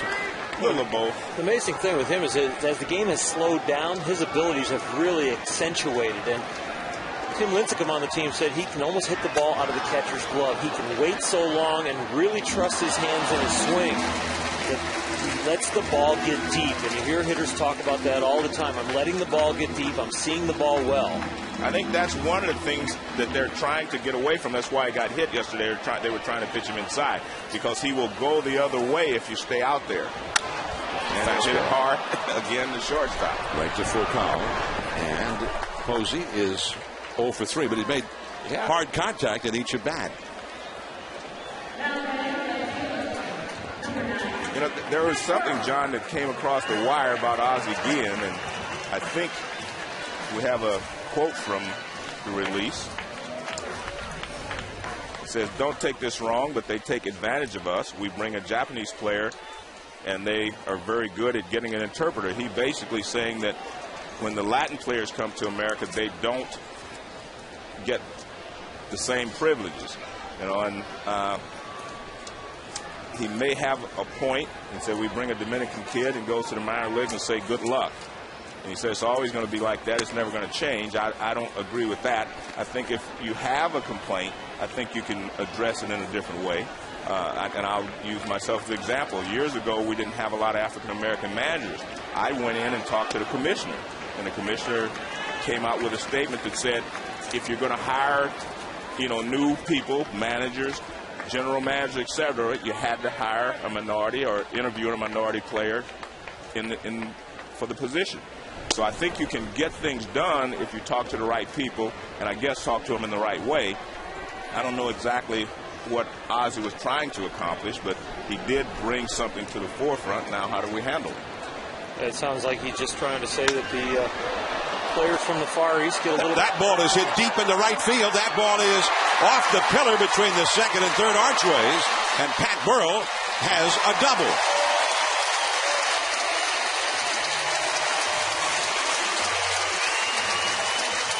That is only 309 feet to the right field foul pole in this ballpark. The wind is blowing out toward McCovey Cove in that direction. And much like Fenway in left field for left-handed hitters, that under these conditions can work to the benefit of a right-handed hitter. Well, he got that ball away from Burrell. They were trying to pitch him inside before. This ball's away, and he goes the other way, as you say, a short porch in right field, and he flangs it off the bricks, and he's at second with a double. And ordinarily the ball does not carry well to right field. And it doesn't come back straight off the wall a lot of times. But ordinarily wind will come in through those archways and knock a ball down hit in that direction. Here is Pablo Sandoval. He swings and misses at that high fastball. John, does it have anything to do with the temperature being such a nice and mild day here that we're not getting the cold air coming off the water? Well, the conditions are beautiful, but also the way this ballpark plays generally has to do with which way the winds are blowing. And the fans come alive with a Beat LA chant. A base hit could put the Giants ahead in the sixth inning. Kershaw again throwing the high fastball. This time Sandoval lays off.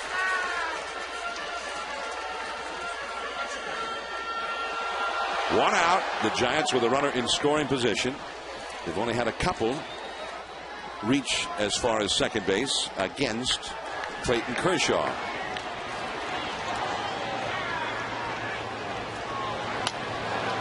And back into the second deck.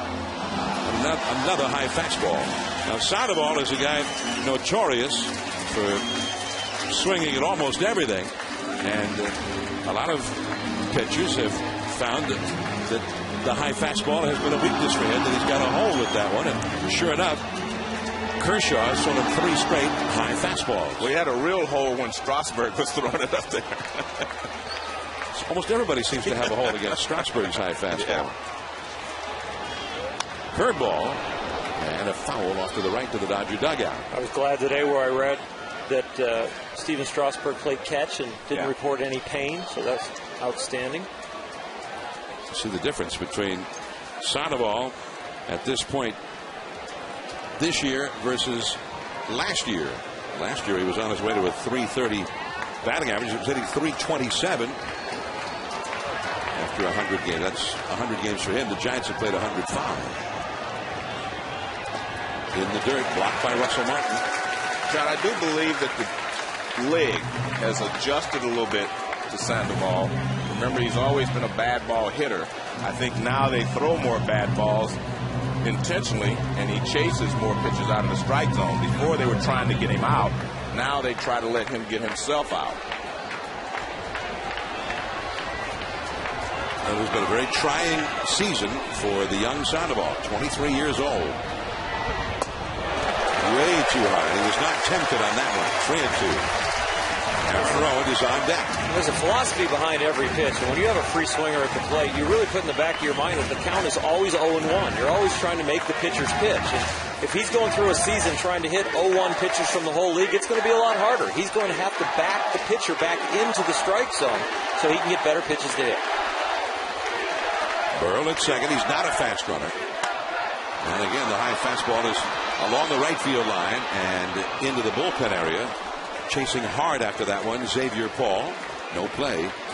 Balls along the line can be difficult in this park for right fielders because generally speaking, right fielders will play way off the line to try and cover up that huge gap in right center that leads to the 421 marker to see how far off the line Paul is going.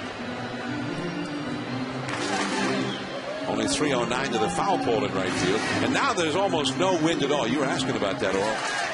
When the wind is not blowing at all, it is a very live ballpark. The ball carries well. Especially in the daytime. Strike three called. A slider on the inside. Well, the right-handed hitter with a left-hand pitcher still not picking the ball up real well because the sun is still in the right center area. So you see this pitch here start on the outside. That's right where the sun is in the hitter's backdrop.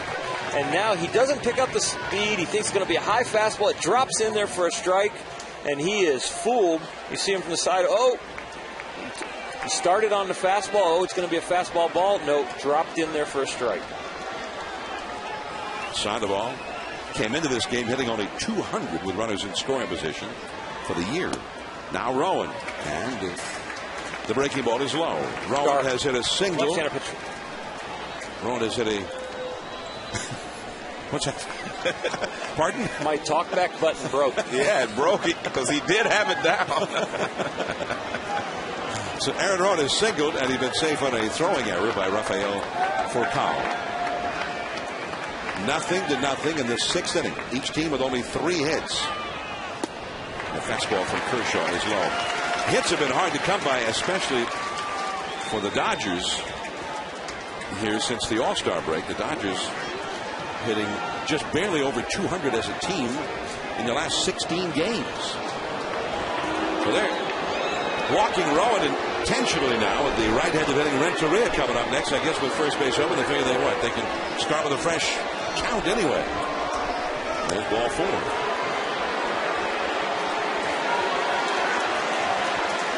So 2 men on, and here is Renteria, who, with 2 men on and 1 man on in the second, struck out. As Martin goes on to jump to Kershaw. He was walked intentionally with first base open, and the pitcher coming up with 2 down in the 4th inning is Renteria. Burrell at second, Rowan at first. Renteria has always been very good in the clutch throughout his career. I mean, he's not the same hitter or player he was, but he always seemed to be able to rise to the occasion in late inning situations like this. With the pitcher up next, Bruce Bochy sends Chris Ray down to the bullpen in left field to start warming up. Fastball is low, and Martin came up with the arm cocked, ready to throw to first base as Rowan made a headlong dive back to the bag. There's Ray, number 47.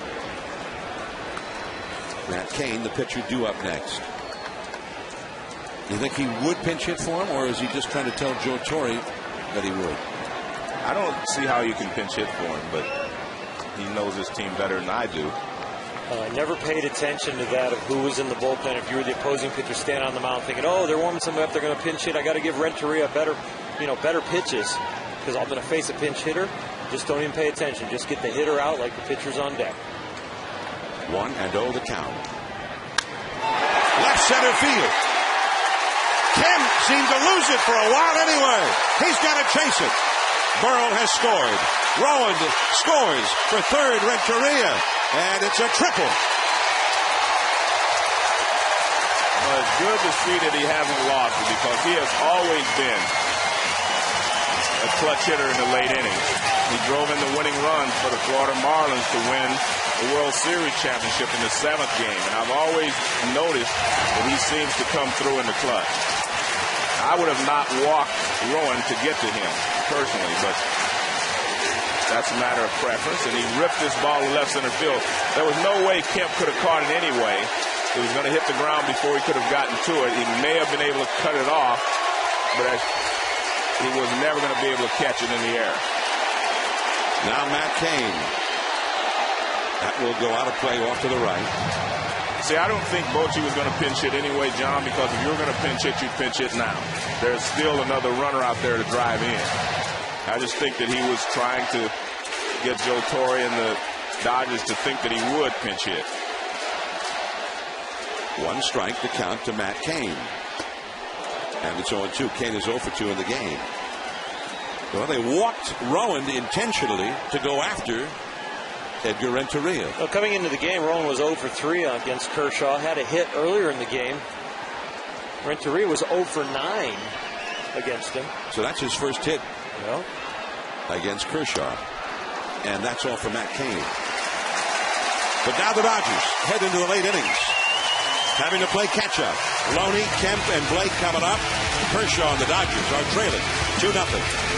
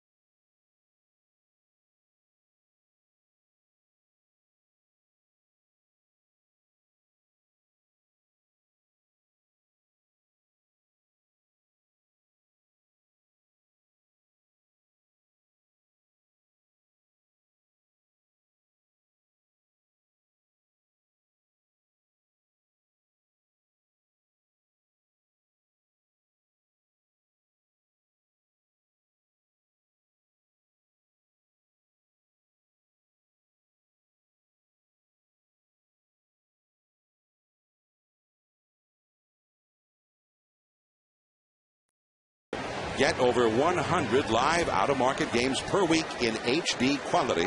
They're available on your computer. Visit MLB.tv for details.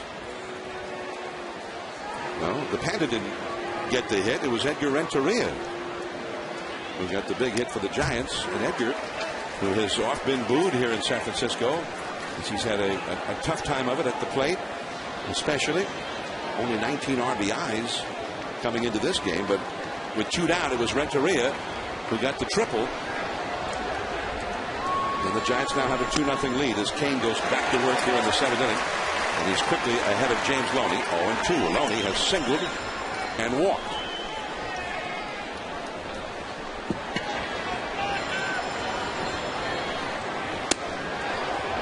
One ball, 2 strikes now.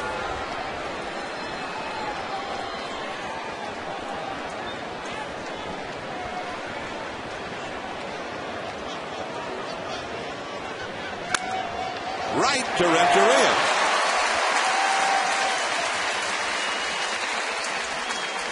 Well, the pitchers have had the advantage as far as the sunlight, but once the ball is leaving home plate and going out towards the fielders, now with the sun setting, Matt Kemp starts in the sun out there. You can barely see him. He has to stop for a little bit to get a read on this ball. Never really sees it. Actually ducks right there because he's not sure it's even at him. And this ball falls in. If he has perfect vision, gets a good jump, he's got a shot at a diving catch there to save those 2 runs. Ball 1 to Matt Kemp. And Kemp won a Gold Glove last year. He's one of the premier center fielders in the National League. Well, he had an idea that ball was hit to his right, but he did not break. He kind of lunged that way a little bit, kind of ducked to try and get out of the sun, and really had to freeze to make sure it was actually not going to hit him.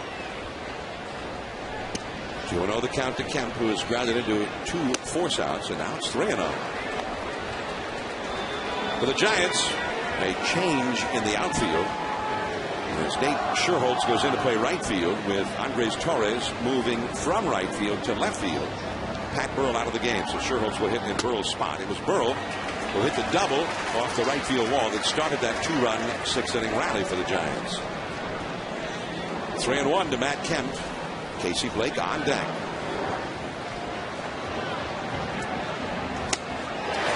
Right by him now. The center fielder is no longer on the edge of the shadows, but in the shadows himself. But still, with the low-lying sun, the sun reflects off that backdrop out there. This is still a very difficult time for a hitter.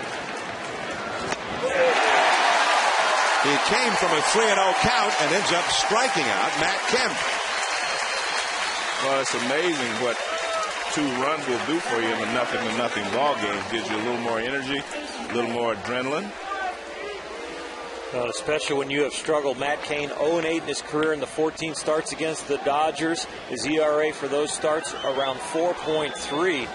And the frustration on the Dodger side starting to mount, looking like the brooms could get out here in San Francisco. And as Cain calls it, he says it's not really a slider. He calls it a slurve. I just don't like the sound of slurve. Explain what that is to some fans. Oral, I know what it is. It's a big slider or a small curve. Yeah. And really what it means is it's not one or the other. And a lot of times the reason it sounds bad is because it kind of means you haven't been able to accomplish either one real well. Well, it's kind of that in-between, like you said, and sometimes that doesn't work.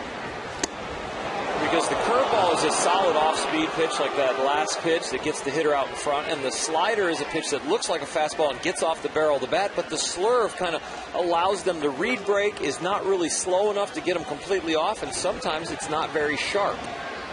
2-1. The fastball is fouled off to the right by Casey Blake, who has struck out twice in this game already. For people to understand, to hit the fastball, you have to be quick. To hit the curveball, you have to wait on it. And to hit the slider, which is the toughest in between, you have to wait and be quick. So that's the difference. That's why the slider is much tougher to hit than the slurve. And that slurve has that pattern that you guys can read. Exactly, you can see it. And the 94-mile-an-hour fastball on pitch number 109 from Matt Cain, up and away, 3-2. Giants series, their starting pitching, which is the foundation for their success. Lincecum 7 innings, 2 runs on Friday. Zito 7 innings, 1 run yesterday. Cain in the 7th, no runs. And that is strike 3 with the slurve.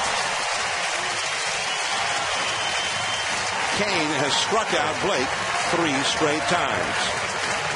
Last of the 7th, top of the order for the Giants, 2-0.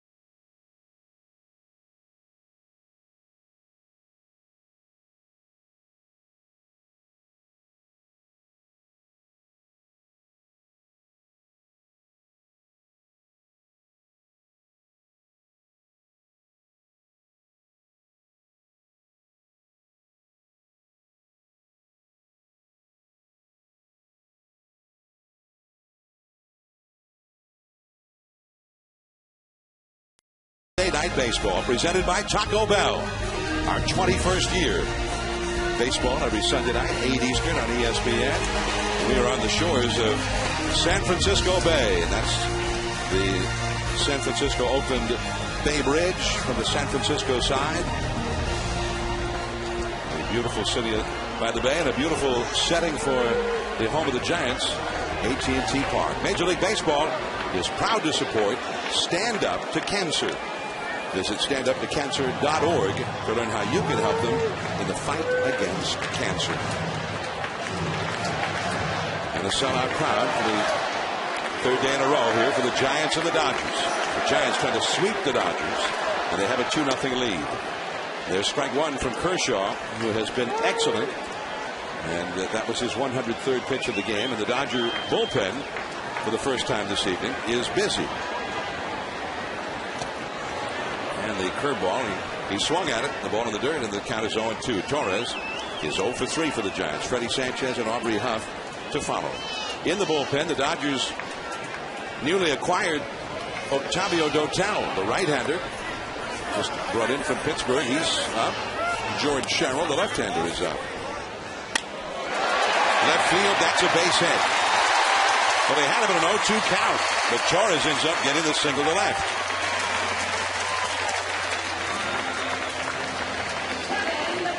Kershaw at 105 pitches for the game, Oral, and this is where they're keeping a close eye on him, I'm sure.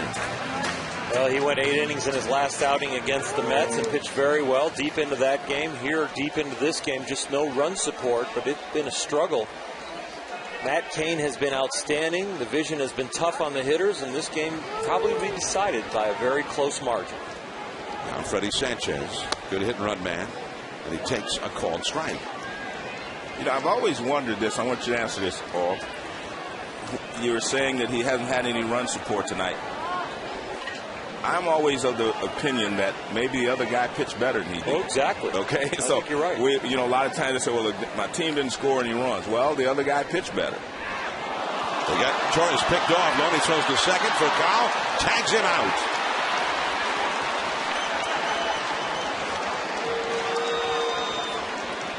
Kershaw has picked off 6 guys this year. I think this will be considered a pickoff, but watch Loney step in right there to get an angle on the throw. Makes a nice solid throw. A good baseball clock on the throw. Did not rush, did not panic. Made a nice smooth throw to Furcal. Simple routine out. You know, 1 to 3 to 6. The technical thing, they'll probably give him a caught stealing, right? Because he was going towards second, he just took off. But it was a pickoff. Well, it seems to me you could have both. Why not? Well, you know, he penalized the guy twice. He took off for second. Yeah. And the pitcher gets credit for a pickoff. Okay. Why not? Well, catcher didn't throw him out. I know, but that's one of the scoring oddities in our game. I'm giving him a pickoff. All right. We'll give him a pickoff. And that's all for Freddie Sanchez. John, while we have a quick moment, remember we were at the Hall of Fame last weekend. I do. Yeah, Debbie Boggs and Wade Boggs were there. And I just wanted for us to send the well wishes out to Debbie Boggs, who is under the weather. She is recovering this week, but she was very ill over the weekend. So we just have to say that we're all thinking about her, and good luck. And Wade is one of the great people that we've all had a chance to meet and hang out with up at Cooperstown. Well, he's turned out he's a great showman, isn't he? Entertains the Hall of Famers. As that ball is hit well to right center, short hops the wall at the 365 marker, and Aubrey Huff has a double, his first hit of the night.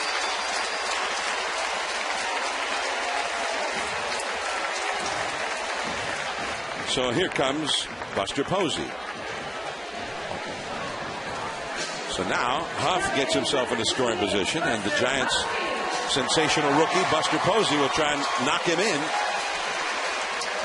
Posey is 0 for 3 in this game tonight. Well, they have Scherholtz on deck, John. The left-handed hitting Scherholtz on deck. First base is open, so Posey will get a free trip to first. Well, that breaks his one-game hitting streak. As McCovey said, he's going to start another one, and he did, but he's not going to be able to extend it unless he gets another at bat. Here comes ball 3 to Posey. By the way, we're talking about the Hall of Fame, Joe. Yeah. I left out a lot of my speech, and not because I wanted to leave it out. I just was sort of dancing in the ether up there for half of that speech. But one of the things I wanted to do, I not only wanted to remember you. I mean, you were right there, and our 21 years together on Sunday Night Baseball, and how much I appreciate the opportunity to have worked with you and all the games that we've worked together and enjoyed together, and all the baseball I've learned from you, and this year also from Oral Hershiser. That was part of my speech. We talked about that afterwards because I told you to take your time. You know what I mean? That was your day, and to take your time. You think that's bad? I almost forgot to introduce my family. So, that would have been devastating. At the last moment, I looked out and made eye contact with my dad, and hey, I remembered I had not introduced them. So you're right. When you're standing up there, a little nervous. Here's Nate Sherholtz with 2 men on and 2 men out. And that is just a little bit low, apparently. Ball one. But I also wanted to thank our great behind-the-scenes technical crew on Sunday Night Baseball who make this such a special telecast, do such a great job. Many of these people have been with the telecast for 10 years or more. There is Matt Kemp, medium center field, and that's all for Sherholtz. The Giants leave 2. We've had 5 of those people behind the scenes have been with the telecast since the very first one, all the way back in the olden days. On to the 8th inning.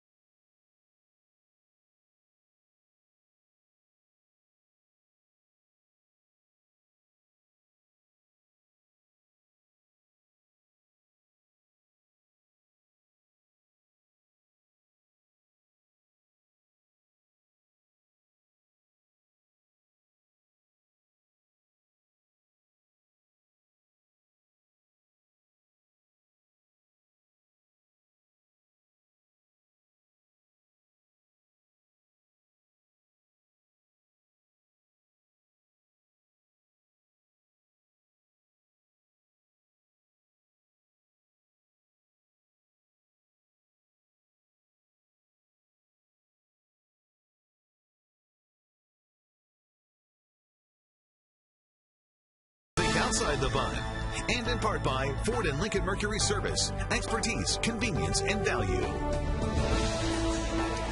Sunday Night Baseball from San Francisco. Here's the Bay Bridge leading in right toward AT&T Park, the downtown home of the Giants. This is the 11th season of baseball here on the shores of the Bay. Matt Cain trying to do something that he has not done in his big league career. That's beat the Dodgers. He's got a 2-0 lead, 8th inning. And his 111th pitch of the night is too high to Xavier Paul. The Giants bullpen is also getting ready just in case.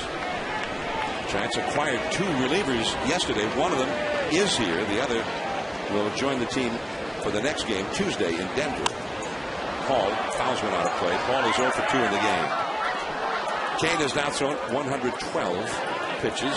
He's thrown as many as 123. He averages 107 per outing, which is one of the higher figures in baseball. There is Sergio Romo. He's the right-hander. And the left-hander just acquired For the Pirates, Javier Lopez. Changeup, and a good one. Strike 2. Xavier Paul to be followed by Russell Martin, and then the pitcher's spot. Kershaw due up third in the inning, so they will surely pinch hit. Kershaw, by the way, has equaled his season's high with 117 pitches in this game. Another changeup, taken this time by Paul.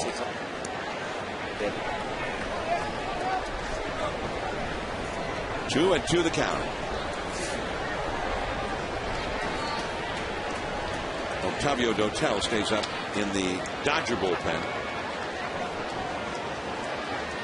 The only runs in the game on a 2-run Edgar Renteria triple in the 6th inning. And a ball that might have been lost, even if only briefly, as Matt Kemp, the center fielder, was right on the edge of the shadows and looking right directly into the glare of the sun when the ball was hit. Hey, John, you think so much about this rivalry as we see the vision and the backdrop's a lot better. Outfielder and hitter. The rivalry begins organizationally. You almost get taught the behavior. Ball into right center. Aaron Rowe, a lot of room out there. And Paul is out number 1. You know, your front office and your teammates, your veteran teammates explain to you about the rivalry. And then maybe you take on some of the reflection from the fans and the venom that is felt as far as when the organization, the uniform shows up in certain ballparks.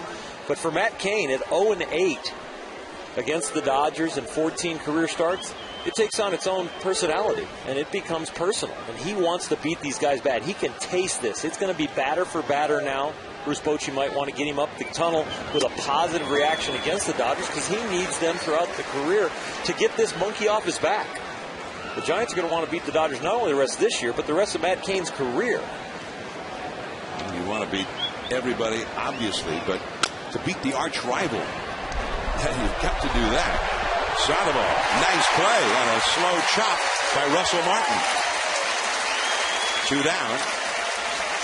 Garrett Anderson had come out on deck with the pitch to do up, but now the right-handed hitting Jamie Carroll is going to come out instead. Anderson has gone back into the dugout, and there is Jamie Carroll, number 14. Matt Cain, 14 starts, no wins. The Giants have won 4 of those 14.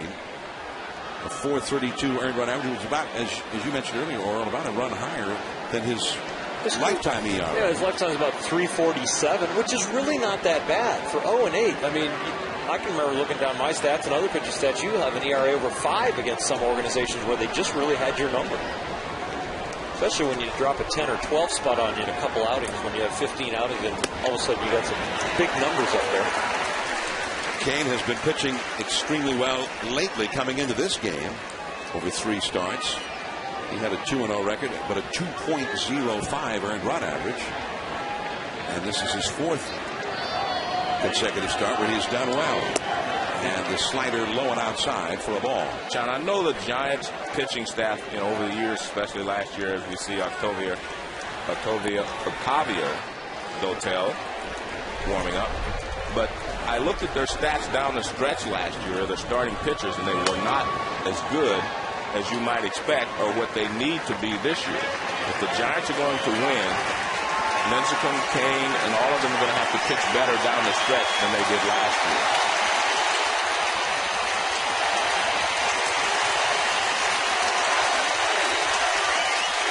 Clayton Kershaw, a strong one, but 2 runs on the board against him.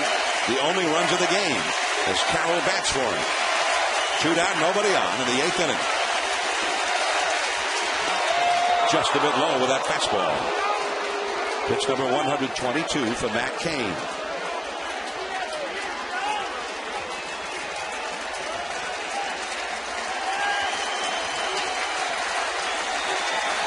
Scott Podsednik on deck would be next.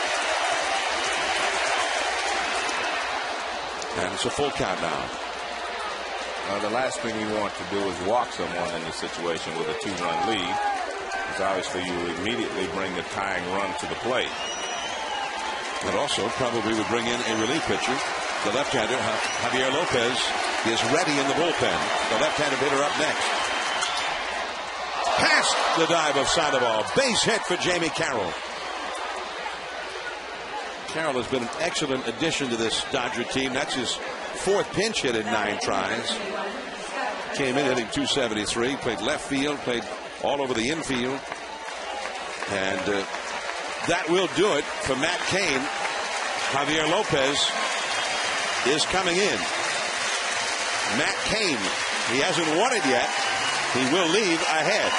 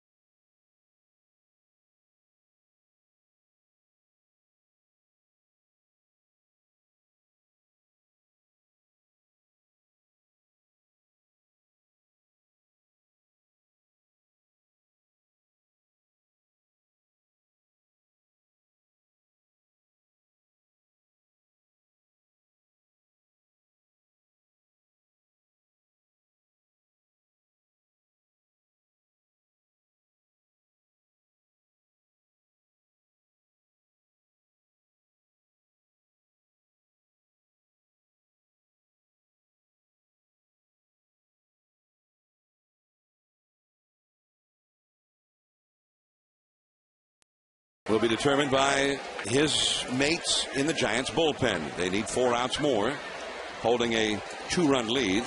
Giants had not had a left-hander in the bullpen for the last week to 10 days until today. This is Javier Lopez, acquired yesterday from the Pirates. And he throws a called strike to the left-handed hitting Scott Pacenda. 33-year-old lefty, and he has been around forever. There was a time he was in the National League West with Colorado, and he was the Barry Bonds specialist. Right back to Lopez.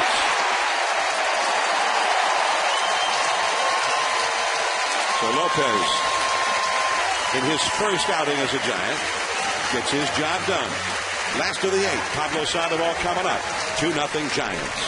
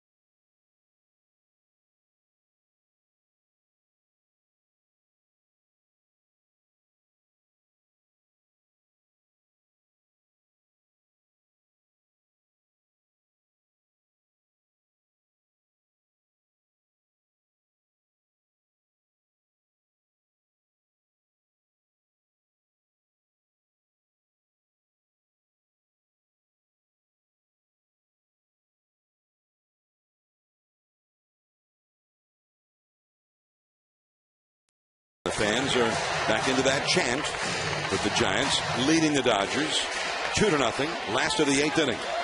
And the right-hander Octavio Dotel has come in for the Dodger bullpen to make his Dodgers debut. Inside with a fastball. And it's 1 ball and no strikes to Pablo Sandoval. Dotel with the Pirates was the closer. He had 21 saves, but a 4.28 ERA, 40 innings pitched, 35 hits allowed, including 5 home runs.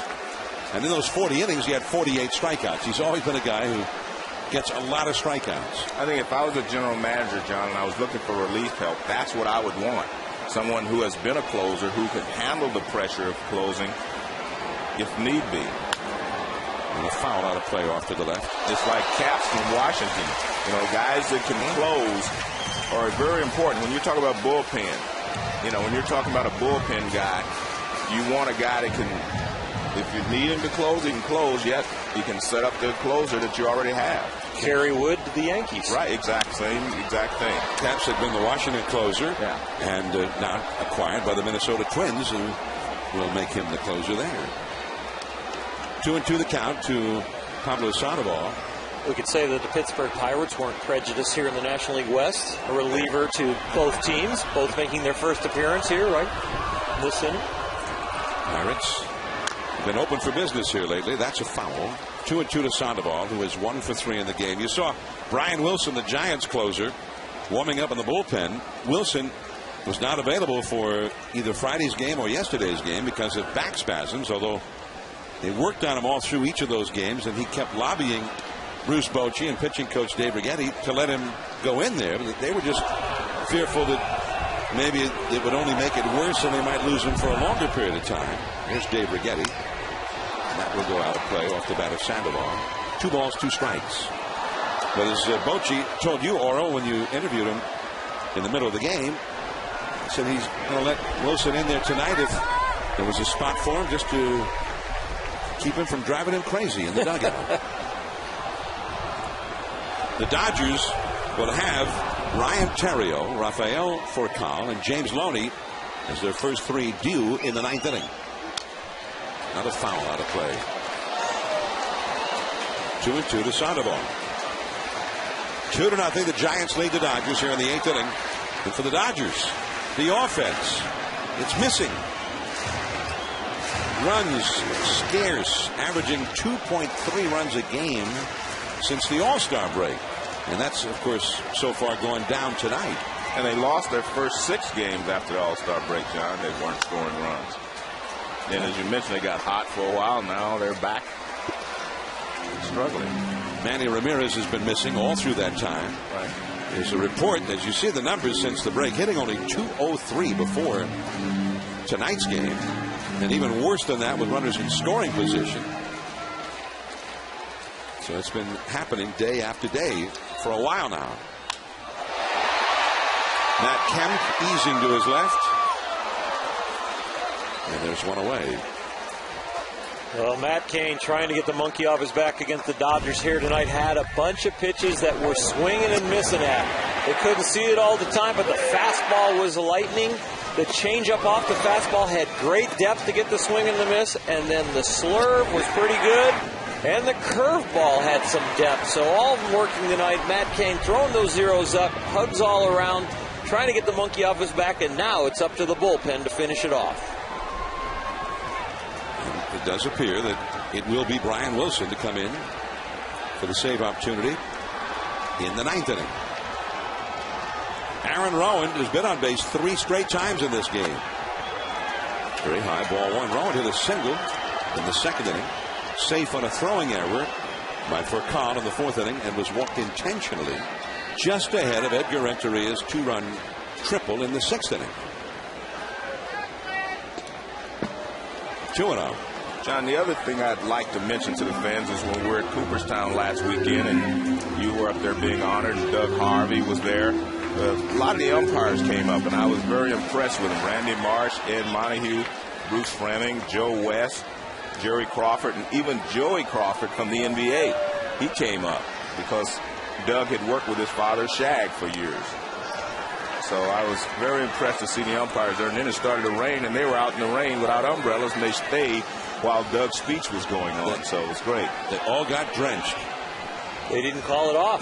That's good. They didn't call for the tarp. The only recent history where they called one off was when I was inducted. Really? Yeah. Jim Palmer and I were being inducted. They called it off, moved it inside? Yeah. So that's a 4-pitch walk to Aaron Rowan. And Edgar Renteria will come up with 1 out and 1 on in the 8th inning. Let's go to Steve Berthiaume in the studio for a Sports Center right now.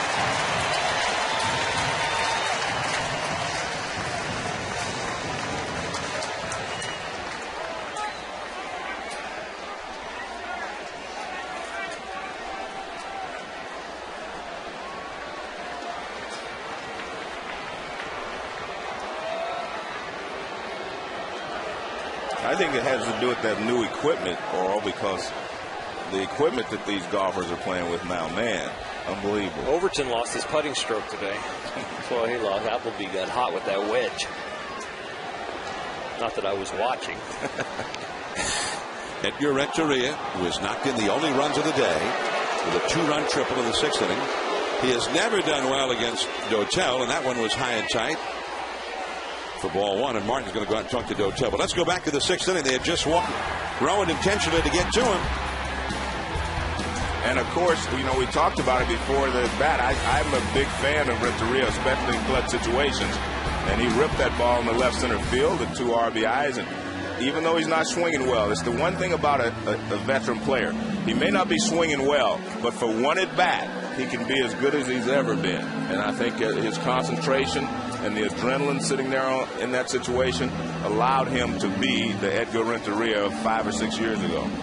Rick Honeycutt, Dodger pitching coach, after a visit with Dotel. Dotel's missed the strike zone with 5 straight pitches.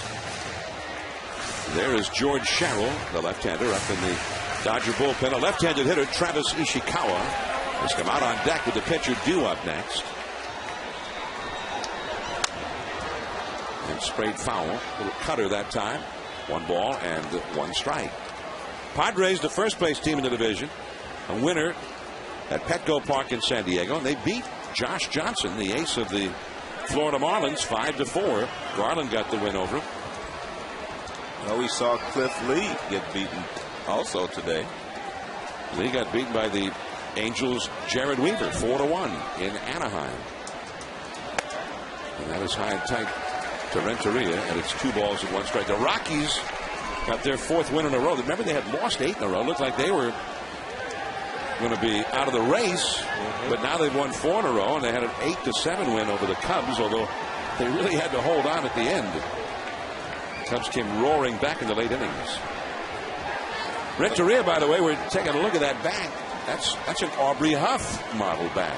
Well, you use the guy that's hot. He's hot. There goes Rowan. Pitch taken. And into center field. Rowan will stay at second as Kemp rushes in to back up. Well, Dotel has never been one to hold runners well at first base.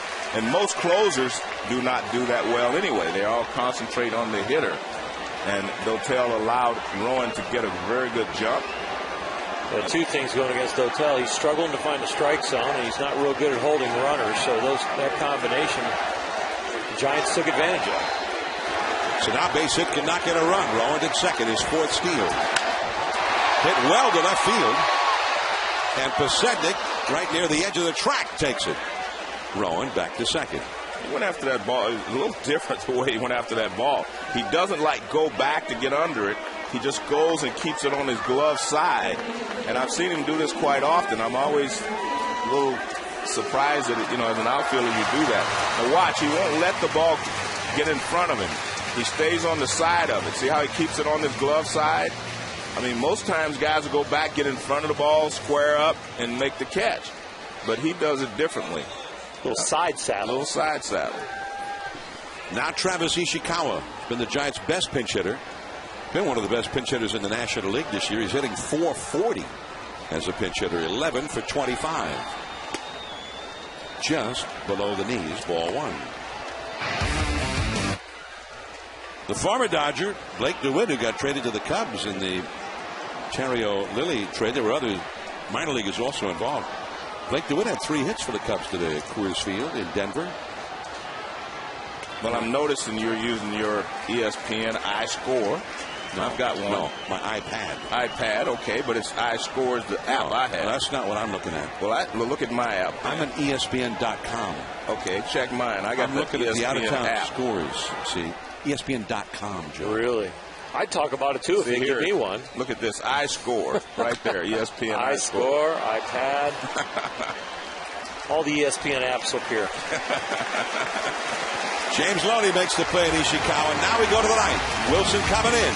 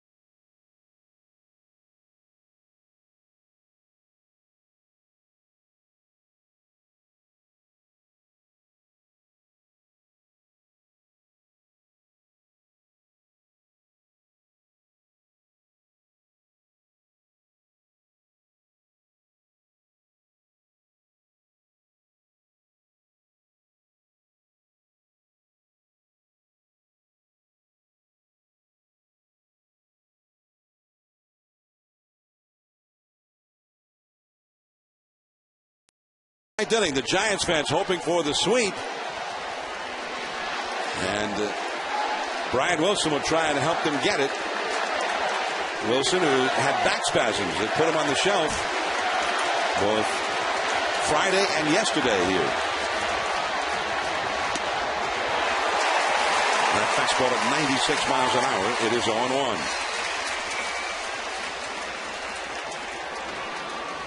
Ishikawa, after pinch hitting for Lopez, stays in the game to play first base. Aubrey Huff is out now. And the hard slider off the outside. And the count 1 ball and 1 strike. Ishikawa is a very slick fielding first baseman. In for defense now for the Giants.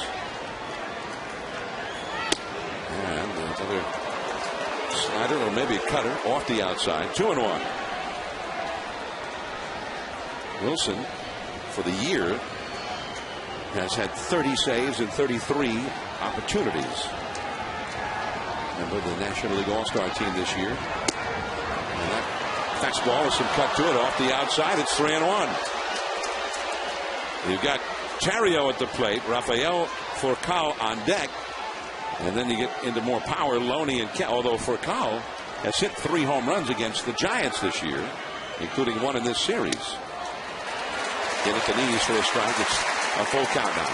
One of the things I've noticed, and the reason you don't notice, is that Joe West has done a good job tonight. We haven't seen many arguments from anyone.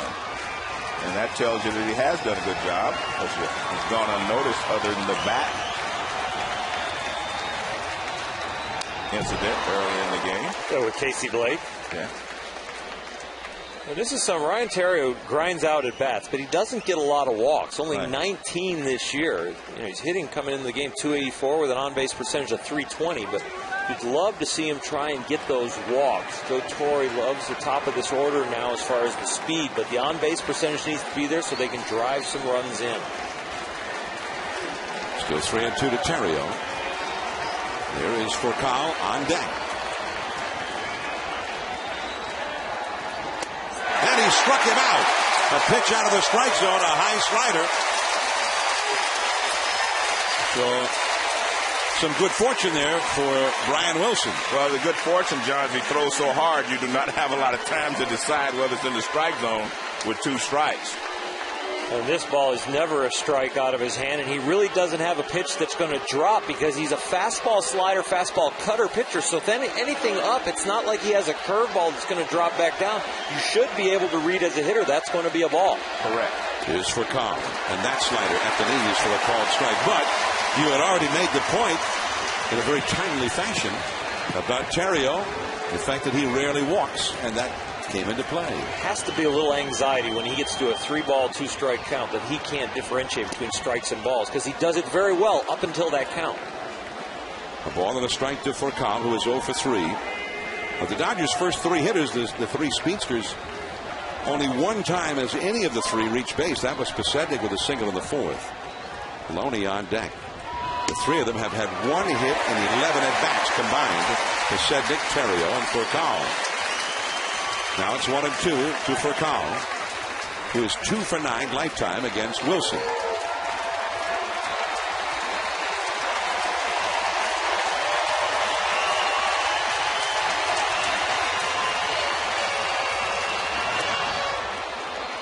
.97-mile-an-hour fastball up and away. 2-2 the count. Only 2 runs in the game. Renteria's 2-run triple against Kershaw in the 6th inning. And that's been it. Matt Cain, 7 2/3 shutout innings for the Giants. He tries that backdoor slider, and it does not work. 3-2. So again, a 3-2 count, and Brian Wilson is not a stranger to 3-2 counts. The managers, Bochy for the Giants, Torre for the Dodgers, looking on. 9th inning, last chance for the Dodgers. And he walks him. And he was ahead of him and really did not come close to the strike zone with any pitch after that. I've always wondered when you have a fastball like Brian Wilson's, why you would figure you got to throw Dotel a 2-2 breaking ball. I don't quite understand that. I mean, for call. Giants have only lost 1 game when leading after 8 innings this year. And Wilson has had 3 blown saves. The Giants still managed to win a couple of those games. So here is Loney, the Dodgers RBI leader, and that's a called strike at 97 miles an hour. And Loney only 2 hits lifetime, but one of them a home run against Wilson. Well, that's why you would not want to walk for call. Just go after him with your fastball. You got a great fastball. And Loney put on a show hitting the long ball in batting practice tonight. Well, there's that backdoor slider, the one he was trying to throw to Furcal, and it's 0-2. You throw that to a guy that's tying run, but when you have a 2-run lead, you do not walk anyone to put the tying run to play. It's so important to get ahead of Loney right here because you guys said he was starting to get used to turning on the ball and getting that swing. We saw in his first at bat on his base hit that he was turning very well, but now 0-2, he's got to protect. And again, well off the outside. Now it's 1-2 to Loney. Matt Kemp, another powerful hitter, is on deck. Dodgers have only had 1 hit since the 5th inning in this game. And then again, they've only had 4 hits in the whole game. They had 3 hits here yesterday and losing 2-1. The slider a little bit low.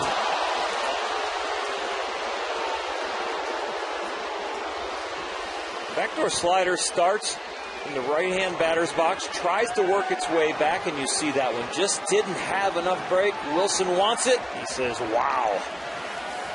2-2 to Loney. Furcal at first. This time, Loney decided he better try to fight that one off. Another backdoor slider. 2-2 the count. That one was definitely a ball also, but too close to take.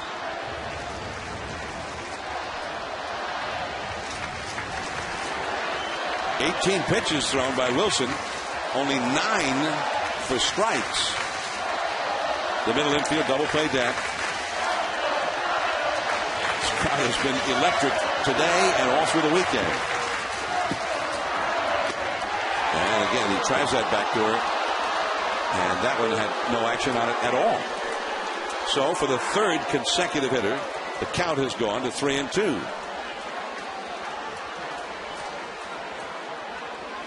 I guess if you're Wilson, you look over and you have 2 right-handed hitters coming up next, but you do not want it to go any further than this. You do not want to put another runner on base.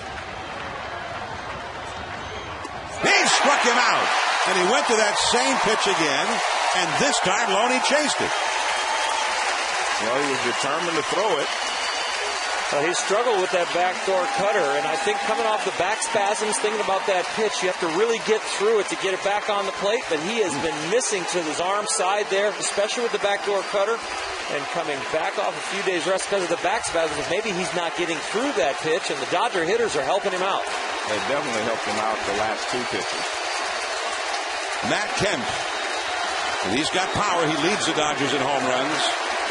But he is 0 for 7 with 5 strikeouts, lifetime against Wilson. And in there for a strike. Kemp is 0 for 3 in this game. He twice has grounded into force plays. And he struck out against Kane in the 7th. Wilson 1 out away from securing Matt Cain's first win against the Dodgers. Fastball misses outside. A ball and a strike. For Kyle, the runner at first, Ishikawa is not playing on the bag with him. Almost inviting him to just take off for second. Playing near him, but not on the bag. You don't want to miss one of those backup cutters here. That's a ball you can hit out. And he blows the fastball by him. Strike 2. And I'm in complete agreement with you. If he could throw that ball to left field, this is the shortest part of this stadium.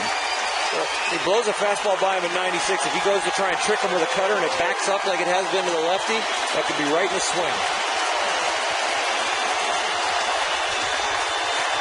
There goes for Carl. And the breaking ball well outside and low. 2-2 now for Carl to second base. Well, a hanging 97-mile-an-hour fastball is much tougher to hit than a hanging slider. Exactly. He's got to go fastball right here, run it up and in on his hands. 2-2 the count. Everybody standing.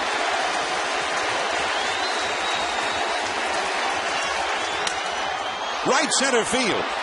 Rowand on the run. Gets there.